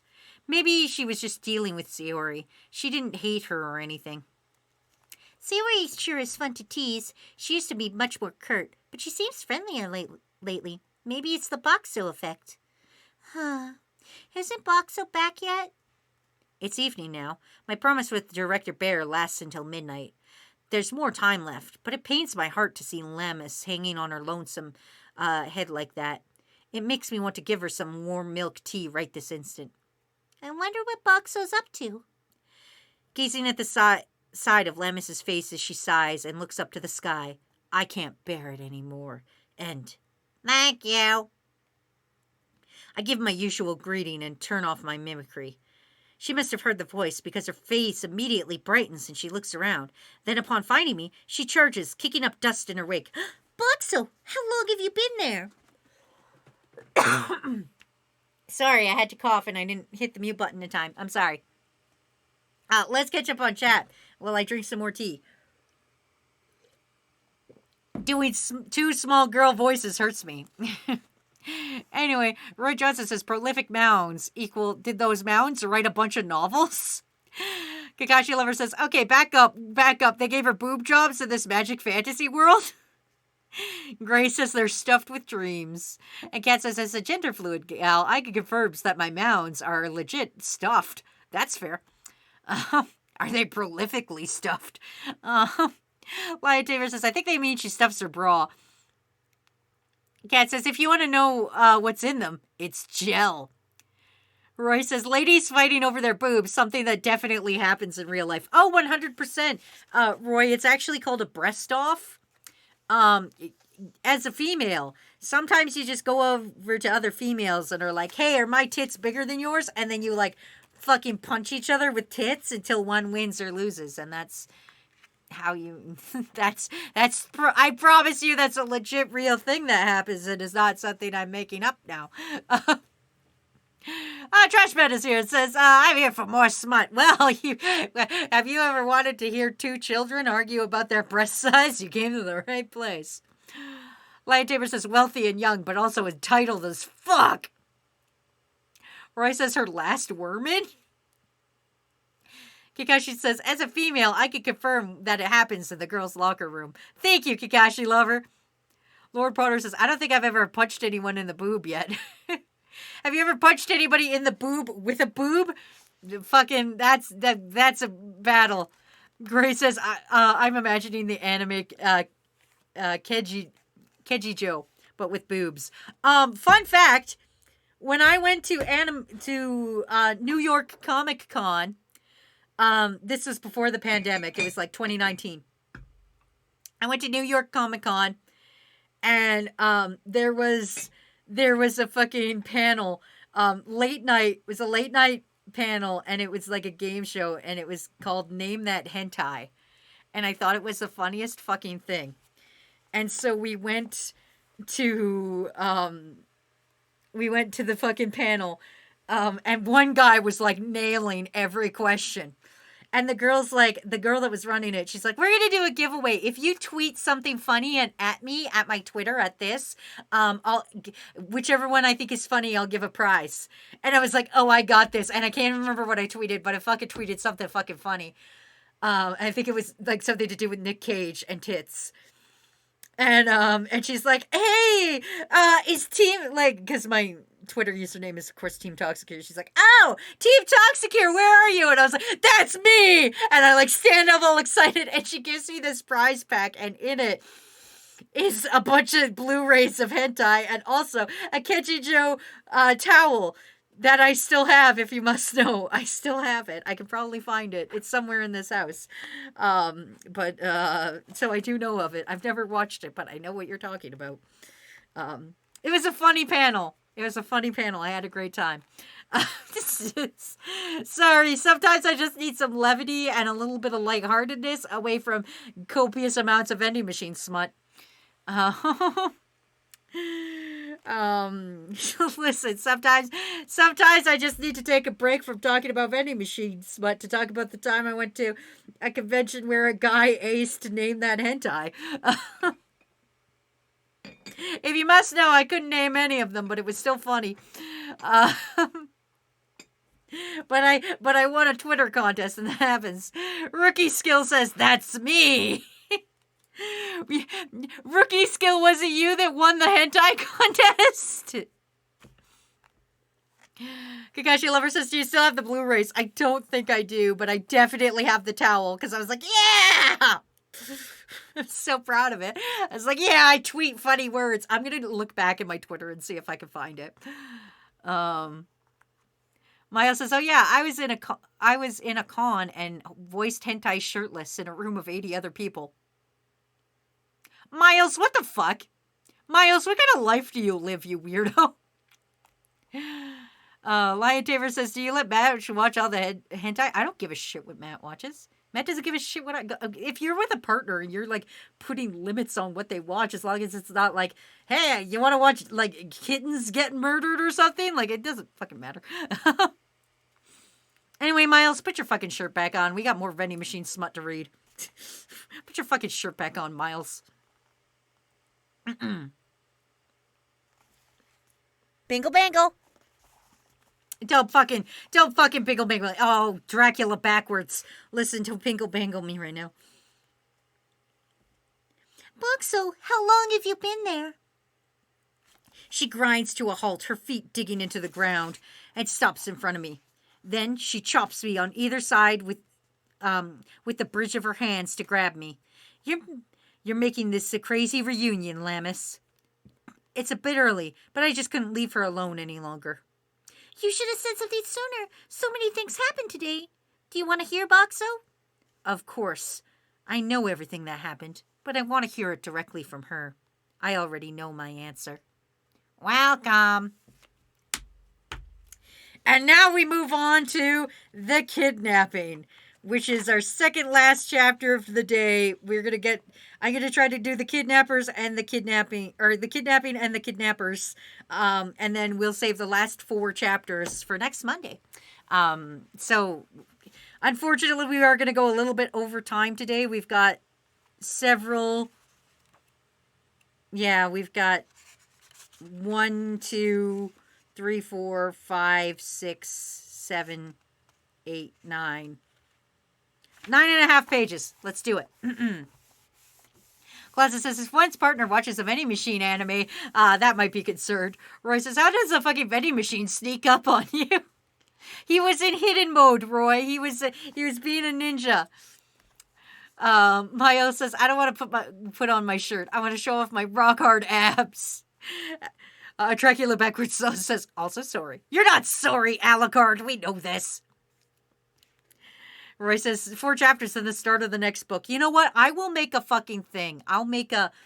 If you guys want me to continue reading this or switch to a new thing, we do have the 2 other books of Vending Machine. So I can continue to read on Mondays, or we can do something different, but I'll leave that to you guys. I'm not going to worry about that right now. Let's read about the kidnapping. As if this wasn't hell enough, somebody now gets kidnapped. Hello there. It's the vending machine, best-selling and now in transit. I'm currently being knocked around a puller-pulled cart, which is fine in on itself. But the problem is, I don't know where the cart is. The cart I'm on doesn't have a covering, which gives me a clear view of the surrounding area. We're traveling through the plains overgrown with long reeds, and occasionally a deer-like creature with 3 horns appears. It seems to be an animal rather than a monster. I can't tell the difference between animals or monsters, but apparently there's a clear distinction. As for what else I can see, 2 men are sitting in the carrier seat.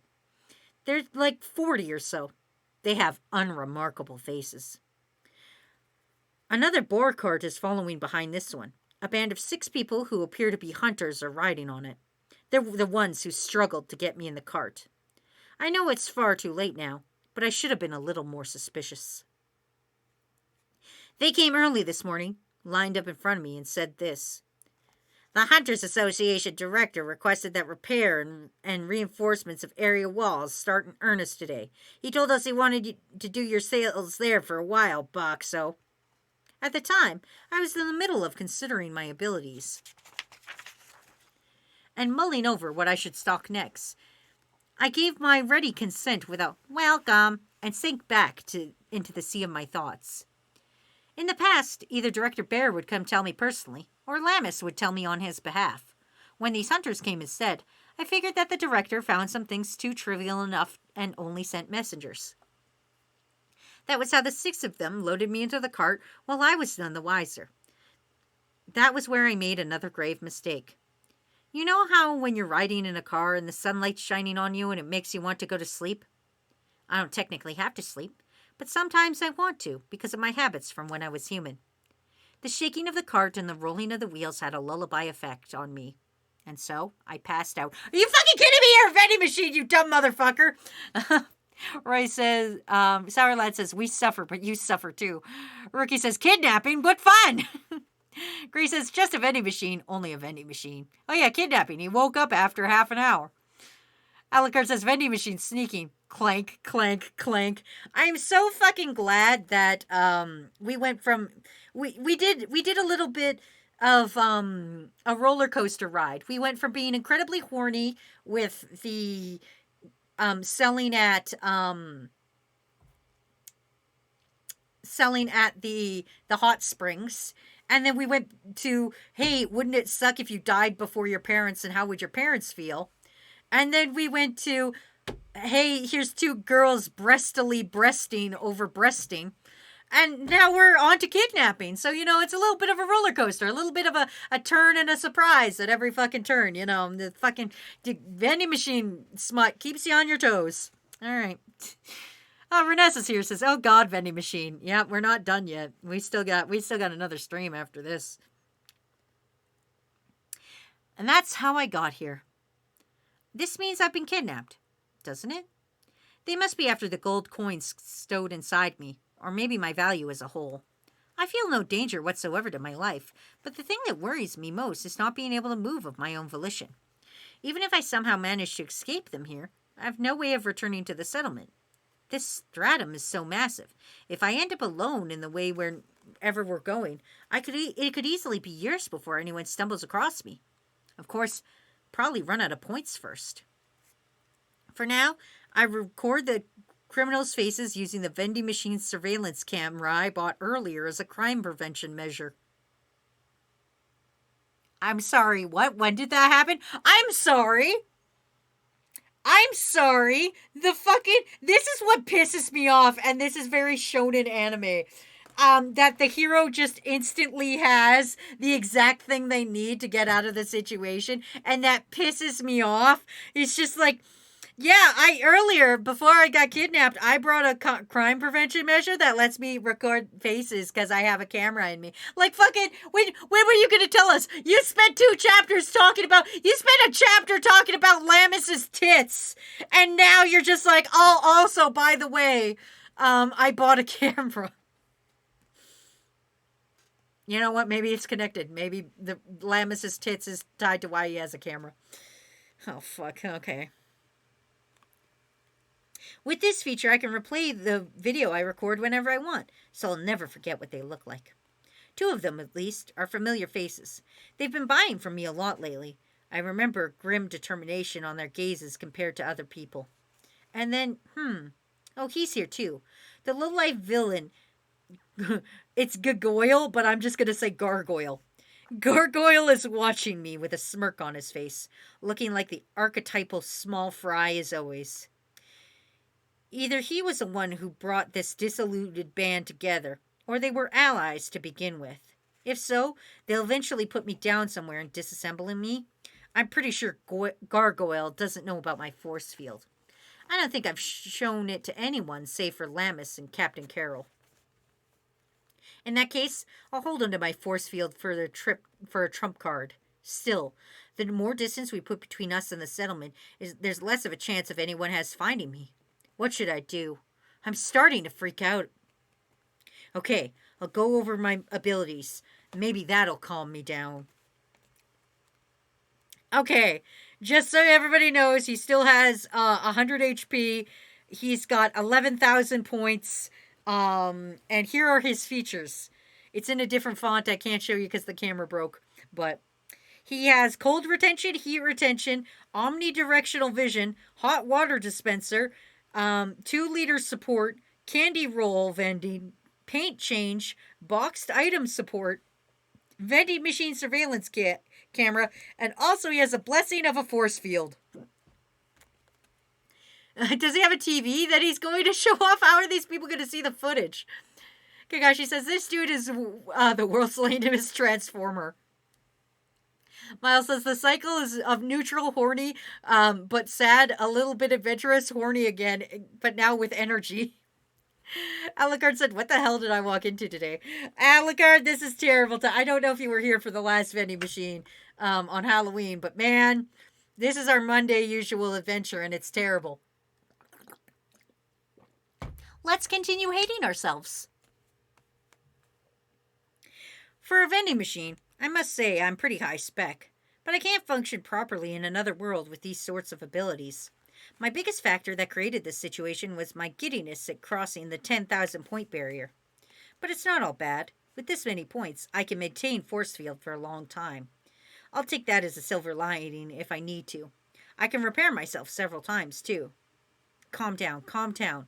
They're not going to scrap you right away. Force field consumes 1 point per second. So in 60 minutes, that's 3,600 an hour. Wait, this isn't good. We're rapidly pulling farther away from the settlement while I consider my options. We're almost at the 2-hour mark since I woke up. Hey, we're taking a break, one of the men shouts from the coachman's seat before stopping the cart. The boar cart following us stops as well. Then everyone clambers off of it, and they surround me.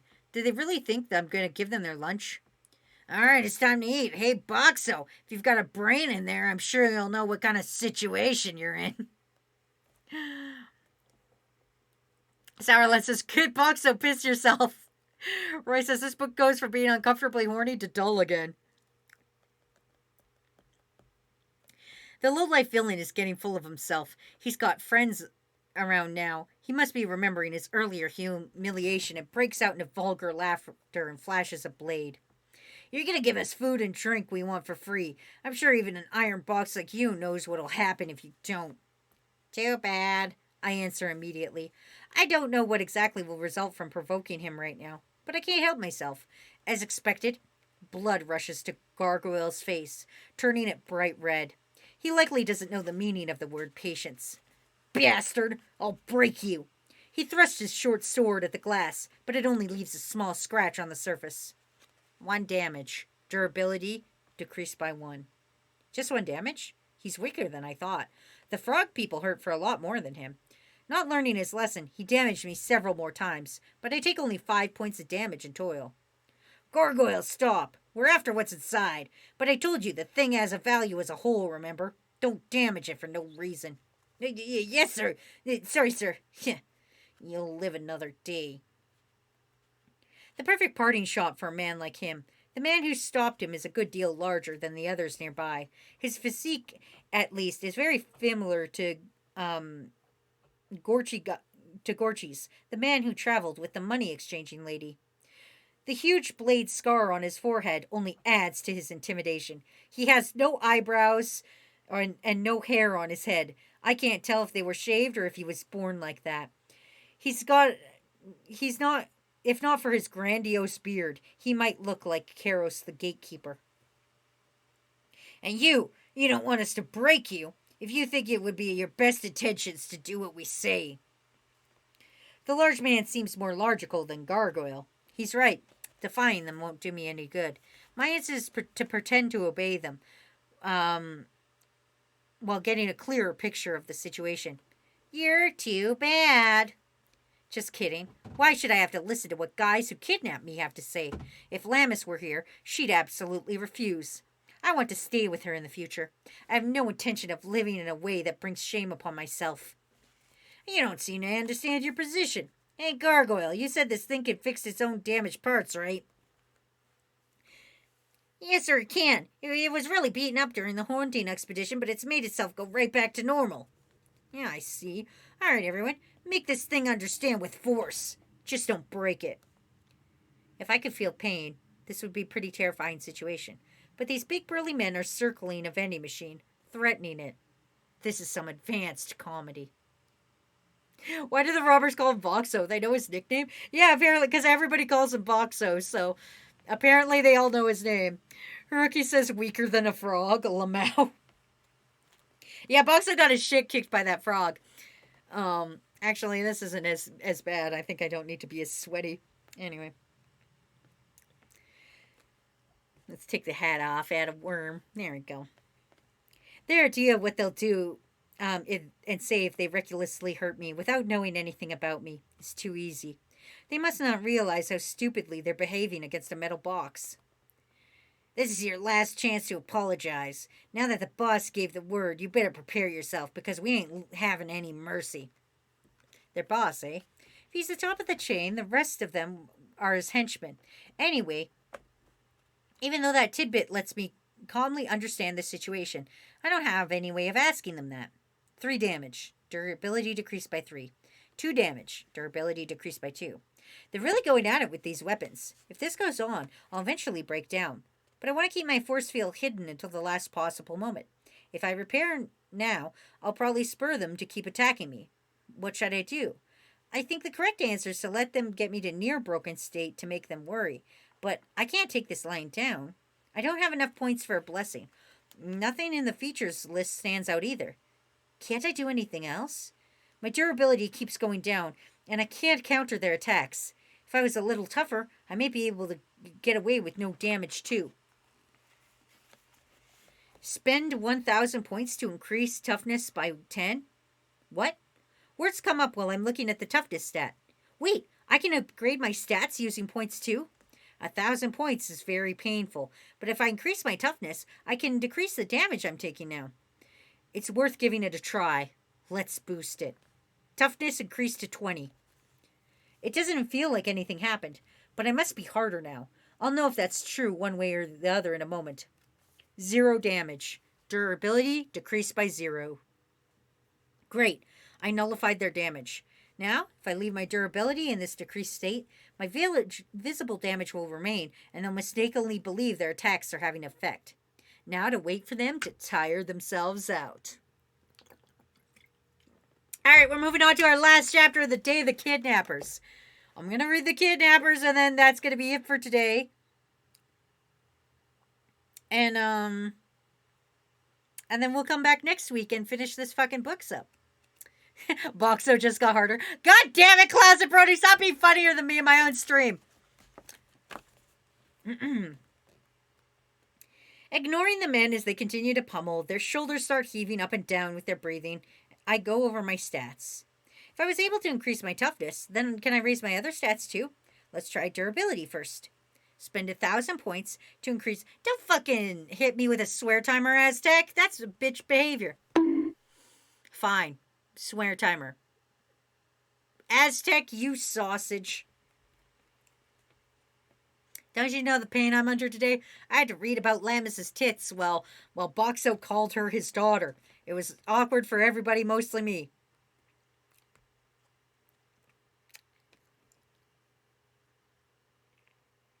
I can upgrade my durability. Well, considering how many points I need to use it, it doesn't seem that efficient. If it were 100, I'd raise it without a second thought. But what about the others? Spend 10,000 points to increase strength by 10? Spend 10,000 points to increase speed by 10? Spend 10,000 points to increase dexterity by 10?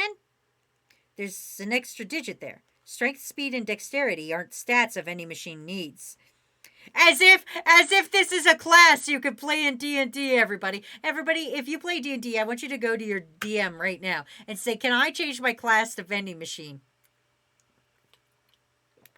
Come back with the results. Post it in the Discord. I'll go to my DM and ask if I can play a fucking vending machine and post results. I don't plan on increasing them, but that's absurdly expensive. If I increased my strength or speed, I wonder if I'd be able to walk around by shaking the vending machine back and forth. That would be pretty funny if possible. Bingle bangle. Don't bingle me! Coffee! Oh, it was a fake one. Coffee! You're still in trouble. I can't decrease my magic stat no matter what, though. It looks like we won't be seeing the birth of the magical vending machine. That's too bad. Alright, let's leave it at that. Yes, sir. Taking high levels in vending machine, 100%. Sour Lad says stretch. Thank you. I will stretch. Thank you, Sour Lad. Coffee says, what did I do? You redeemed the fake bingle bangle. Oh, they're finished. Oh, fuck, parking horn. Oh, they're finished. I raised my toughness once. My durability had gone down about 30 points, so I must look pretty beaten up. Hey, this thing isn't repairing. But that can't be. It's fixed itself before. I saw it with my own eyes. Hey, you bastard, fix the damage already. I refuse. I'm going to keep pretending to be broken down now. I don't have any slightest desire to give them any drinks. Actually, wait. I changed my mind. I'll give them some. Gargoyle, you know what happens if this thing's broken, right? Yes, sir. Hey, you crabby box. Fix yourself already. I know you're just pretending you can't move. Oh, now he's panicking. I'll be keeping the damage, but don't you worry. I'll give you a drink. But boss, an item found out. Look, it's not broken. I drop enough drinks for everyone. They happily pick them up. You should be thanking me for my kindness. Well, fine. For now, just give me one. I don't care which. Everyone gets a drink, exhausted after beating me up. The men open their caps in unison and down the liquid inside. Blah! What is this? This is awful. How do you like the taste of my top 10 worst juices? I've bought every new product I've seen in a vending machine. If I get lucky, I get lucky some of the time. And obviously, I pulled the short straw as well. There are actually a lot of drinks that are so unbelievably terrible, the manufacturers must not have any taste buds. Like Orbit Soda! One of the lighter drinks is carbonated beverage that tastes like vegetables covered in mayonnaise. Another carbonated... You can put fucking mayonnaise on a french fry and it tastes pretty good. If you guys don't put mayonnaise on your french fries, you're fucking wrong. Anyway. Another is a carbonated beverage with a taste from a strong-smelling seasoning used in Japanese cooking. Both come from the same company. There's a fair number of other ridiculously absurd combinations. It just goes to show how deep the world of beverage manufacturing can be. Think it's broken after all? Whatever, we'll figure out what to do once we get back to the hideout. If worse comes to worse and it's busted. Gargoyle, I don't think you're getting out of this unharmed. Yes, sir. Gargoyle goes so white that his in the face after his boss's threats that he looks like he's about to faint. I have no sympathy for him, so I don't think I care. But he's the one who told them about me in the first place. It's his fault I'm here. They must believe attacking me further will really break me, because they handled me rather delicately after that.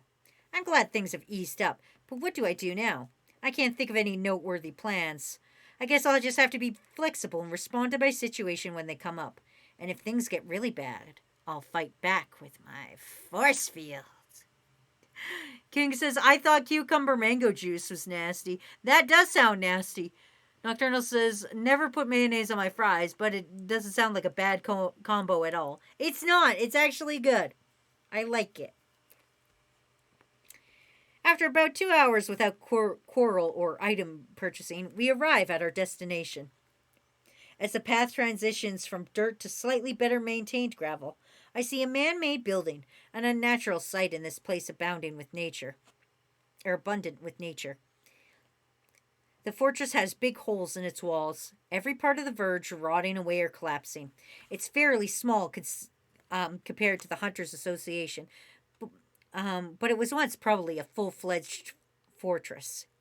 It looks as though it's been alone for months, with ivy crawling up here and there. Seems like a fun place if I came here for ruins for exploration. Bring it inside. Just give it to her to check out. That's right, sir. I don't think it'll listen to what we say. Yeah, if it doesn't, then your body will find its head missing. Hey, yes, sir. I'm demoting the low-life villain to a lowly-life peon. Anyway, I wonder who they're talking about. They don't seem to trust one another despite being allies. That's what I thought about as the 6 men laid me, a vending machine, on its side and carried me away. It takes 6 of them just to have a chance of moving me, which really puts Lammis's extraordinary ability into perspective. We pass through the double doors, the hinges of which look like they could fly off if you give it a firm hit. Then we steal up to the beat-up fortress. It's tidier inside than I thought. Few sets of long tables and chairs, which look clearly homemade, inhabit a large hall-like area. A big sofa against the wall looks like a war-torn, but it's decent quality. No piles of dust or litter on the floor. Someone must sweep it diligently.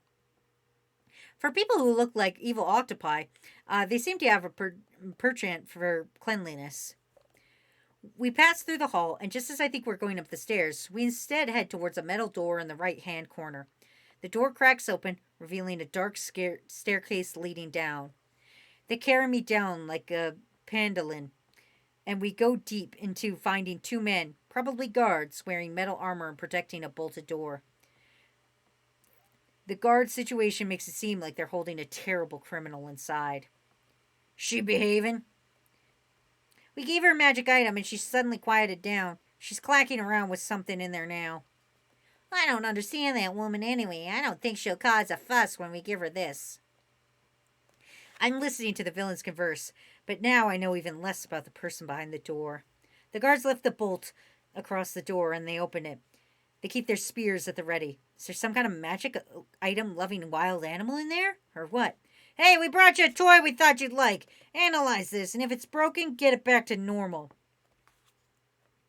What is that? You said you bastards could talk to me like that. You're trash. You're less than trash. Don't give me orders. A menacing voice fills the room. Seems to discourage the low-life peon, and he averts his eyes as they put me in the corner of the room. He hears some details. Give him a good read. Heh. Did your mother ever tell you not to look a person in the eyes when they're talking? Or are you scared or something? Scared of a weak little girl like me? The lady drawls on like an angry street punk. I stare at her. For a woman, she's fairly tall. My height, only a little shorter. Her long hair is the hue of milk tea and is tied behind her, but it's probably only because it gets in the way. Several clumps of her hair are sticking out. She's staring at me dubiously with her thin, narrow eyes. Her light pink lips mutter a quick curse. She seems ready to spit on the floor. She's wearing clothes that were probably white to begin with, but now they're a mess of brown and black clinging to her body. I think for a moment she's wearing a black coat on top, but on closer inspection, it might be a white cloak stained black. The front of it is open, and since her clothing is tight to her body, I can see her entire figure. Great. The vending machine's going to talk about a woman's figure again. Are you guys excited? Her chest is so flat I do a double take. Almost nothing whatsoever. Yeah, have you ever met a person and your first thing is to look at their body and go, damn, let me see them titties? Is that ever your guys' first impression of a person? You ever meet a person and you're like, ayo, girly, let me see them titties. Damn, girl. The the hell? They left this thing here and ran away? Guess that's the only thing they're good at. Now, what is this? He said something about details. Annoyed, she looks at the sheaf of papers on the ground, skimming through it. This bad-mouthed woman seems like the sort of person I wouldn't get involved with too deeply. If I turn myself this way, you guys can see what she looks like. That's her there. Bingle bangle. That's her. Don't fucking... No, don't give subs. No, god damn it. God damn it, Ryu. Oh, hey, it actually counted this time. Look at that. Like, damn. Look at the fucking thing actually updated properly.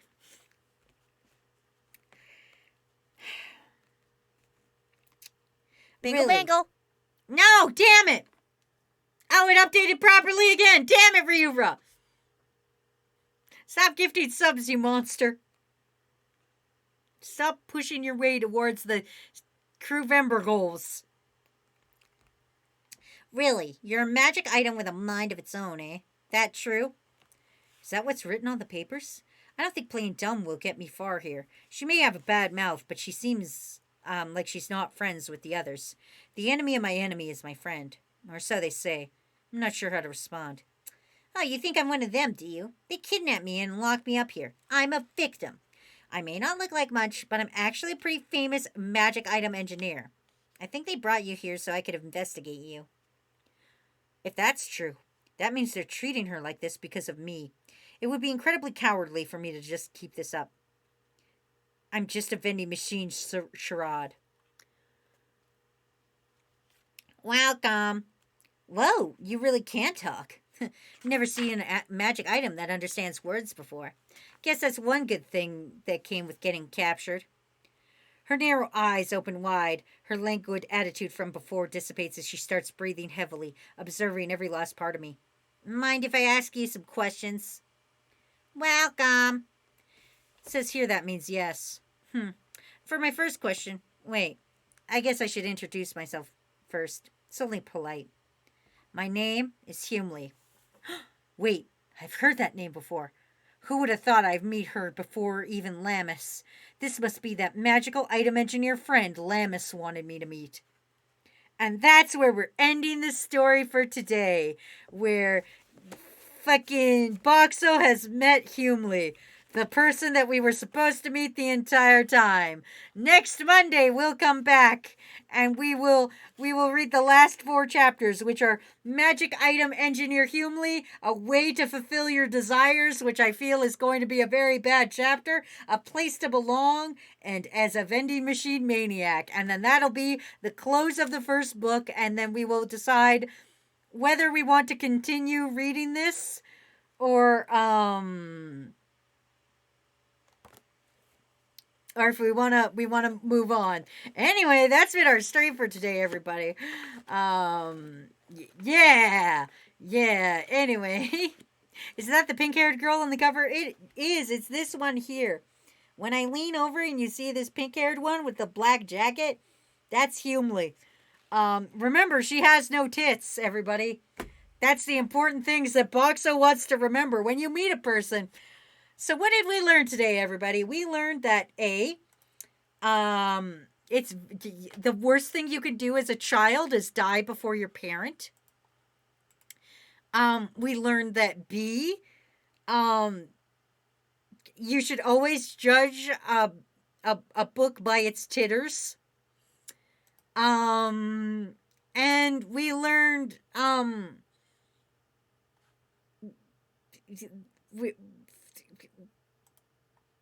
we learned about mammaries. We learned about plentiful mammaries. Where's the one about turning into a hot spring? I don't want to read the one about turning into a hot spring, Rookie. Rookie, I don't want to do that to myself. I'm just a regular person. But we will vote. We will vote on that. I'll probably put it up in the Discord. A little votey vote on what we want to do. Whether we want to read the other 2 books of Vending Machine or if we want to move on. But yeah, that's our stream for today. Let's go find somebody to raid. Looks like Val is live. Oh, Val has 2 twin tails. It's cute. We're gonna go raid Val. Val's playing some VR as usual. So we need something wholesome. So we'll go to Val. We'll go to Val because Val is wholesome, and Val won't read you guys Vending Machine porn. At least I hope Val doesn't. Closet Freddy says, "Who knew the Queer Questions animator would have a weekly story time? Who knew the Queer Questions animator fucking had to read smut regularly?" Anyway, we still have 2 more books of Reborn. It is a Vending Machine. But we could also do something else with our Mondays. Who knows? Let's go raid Val. Thank you all for fucking hanging out. I will be here tomorrow. Tomorrow we are doing Thunder Art, which is a Crewvember request. Thank you guys for your support towards Crewvember today. Let's end this garbage. Alright, I love and appreciate you, but I'll never tell you to your face. Until next time, y'all can fuck off. Fuck me. Fuck everything. Goddamn. Remember, mammaries. Lamammaries. Mammus. Lamammaries. I can't remember what you called her. Fuck. Anyway, bye.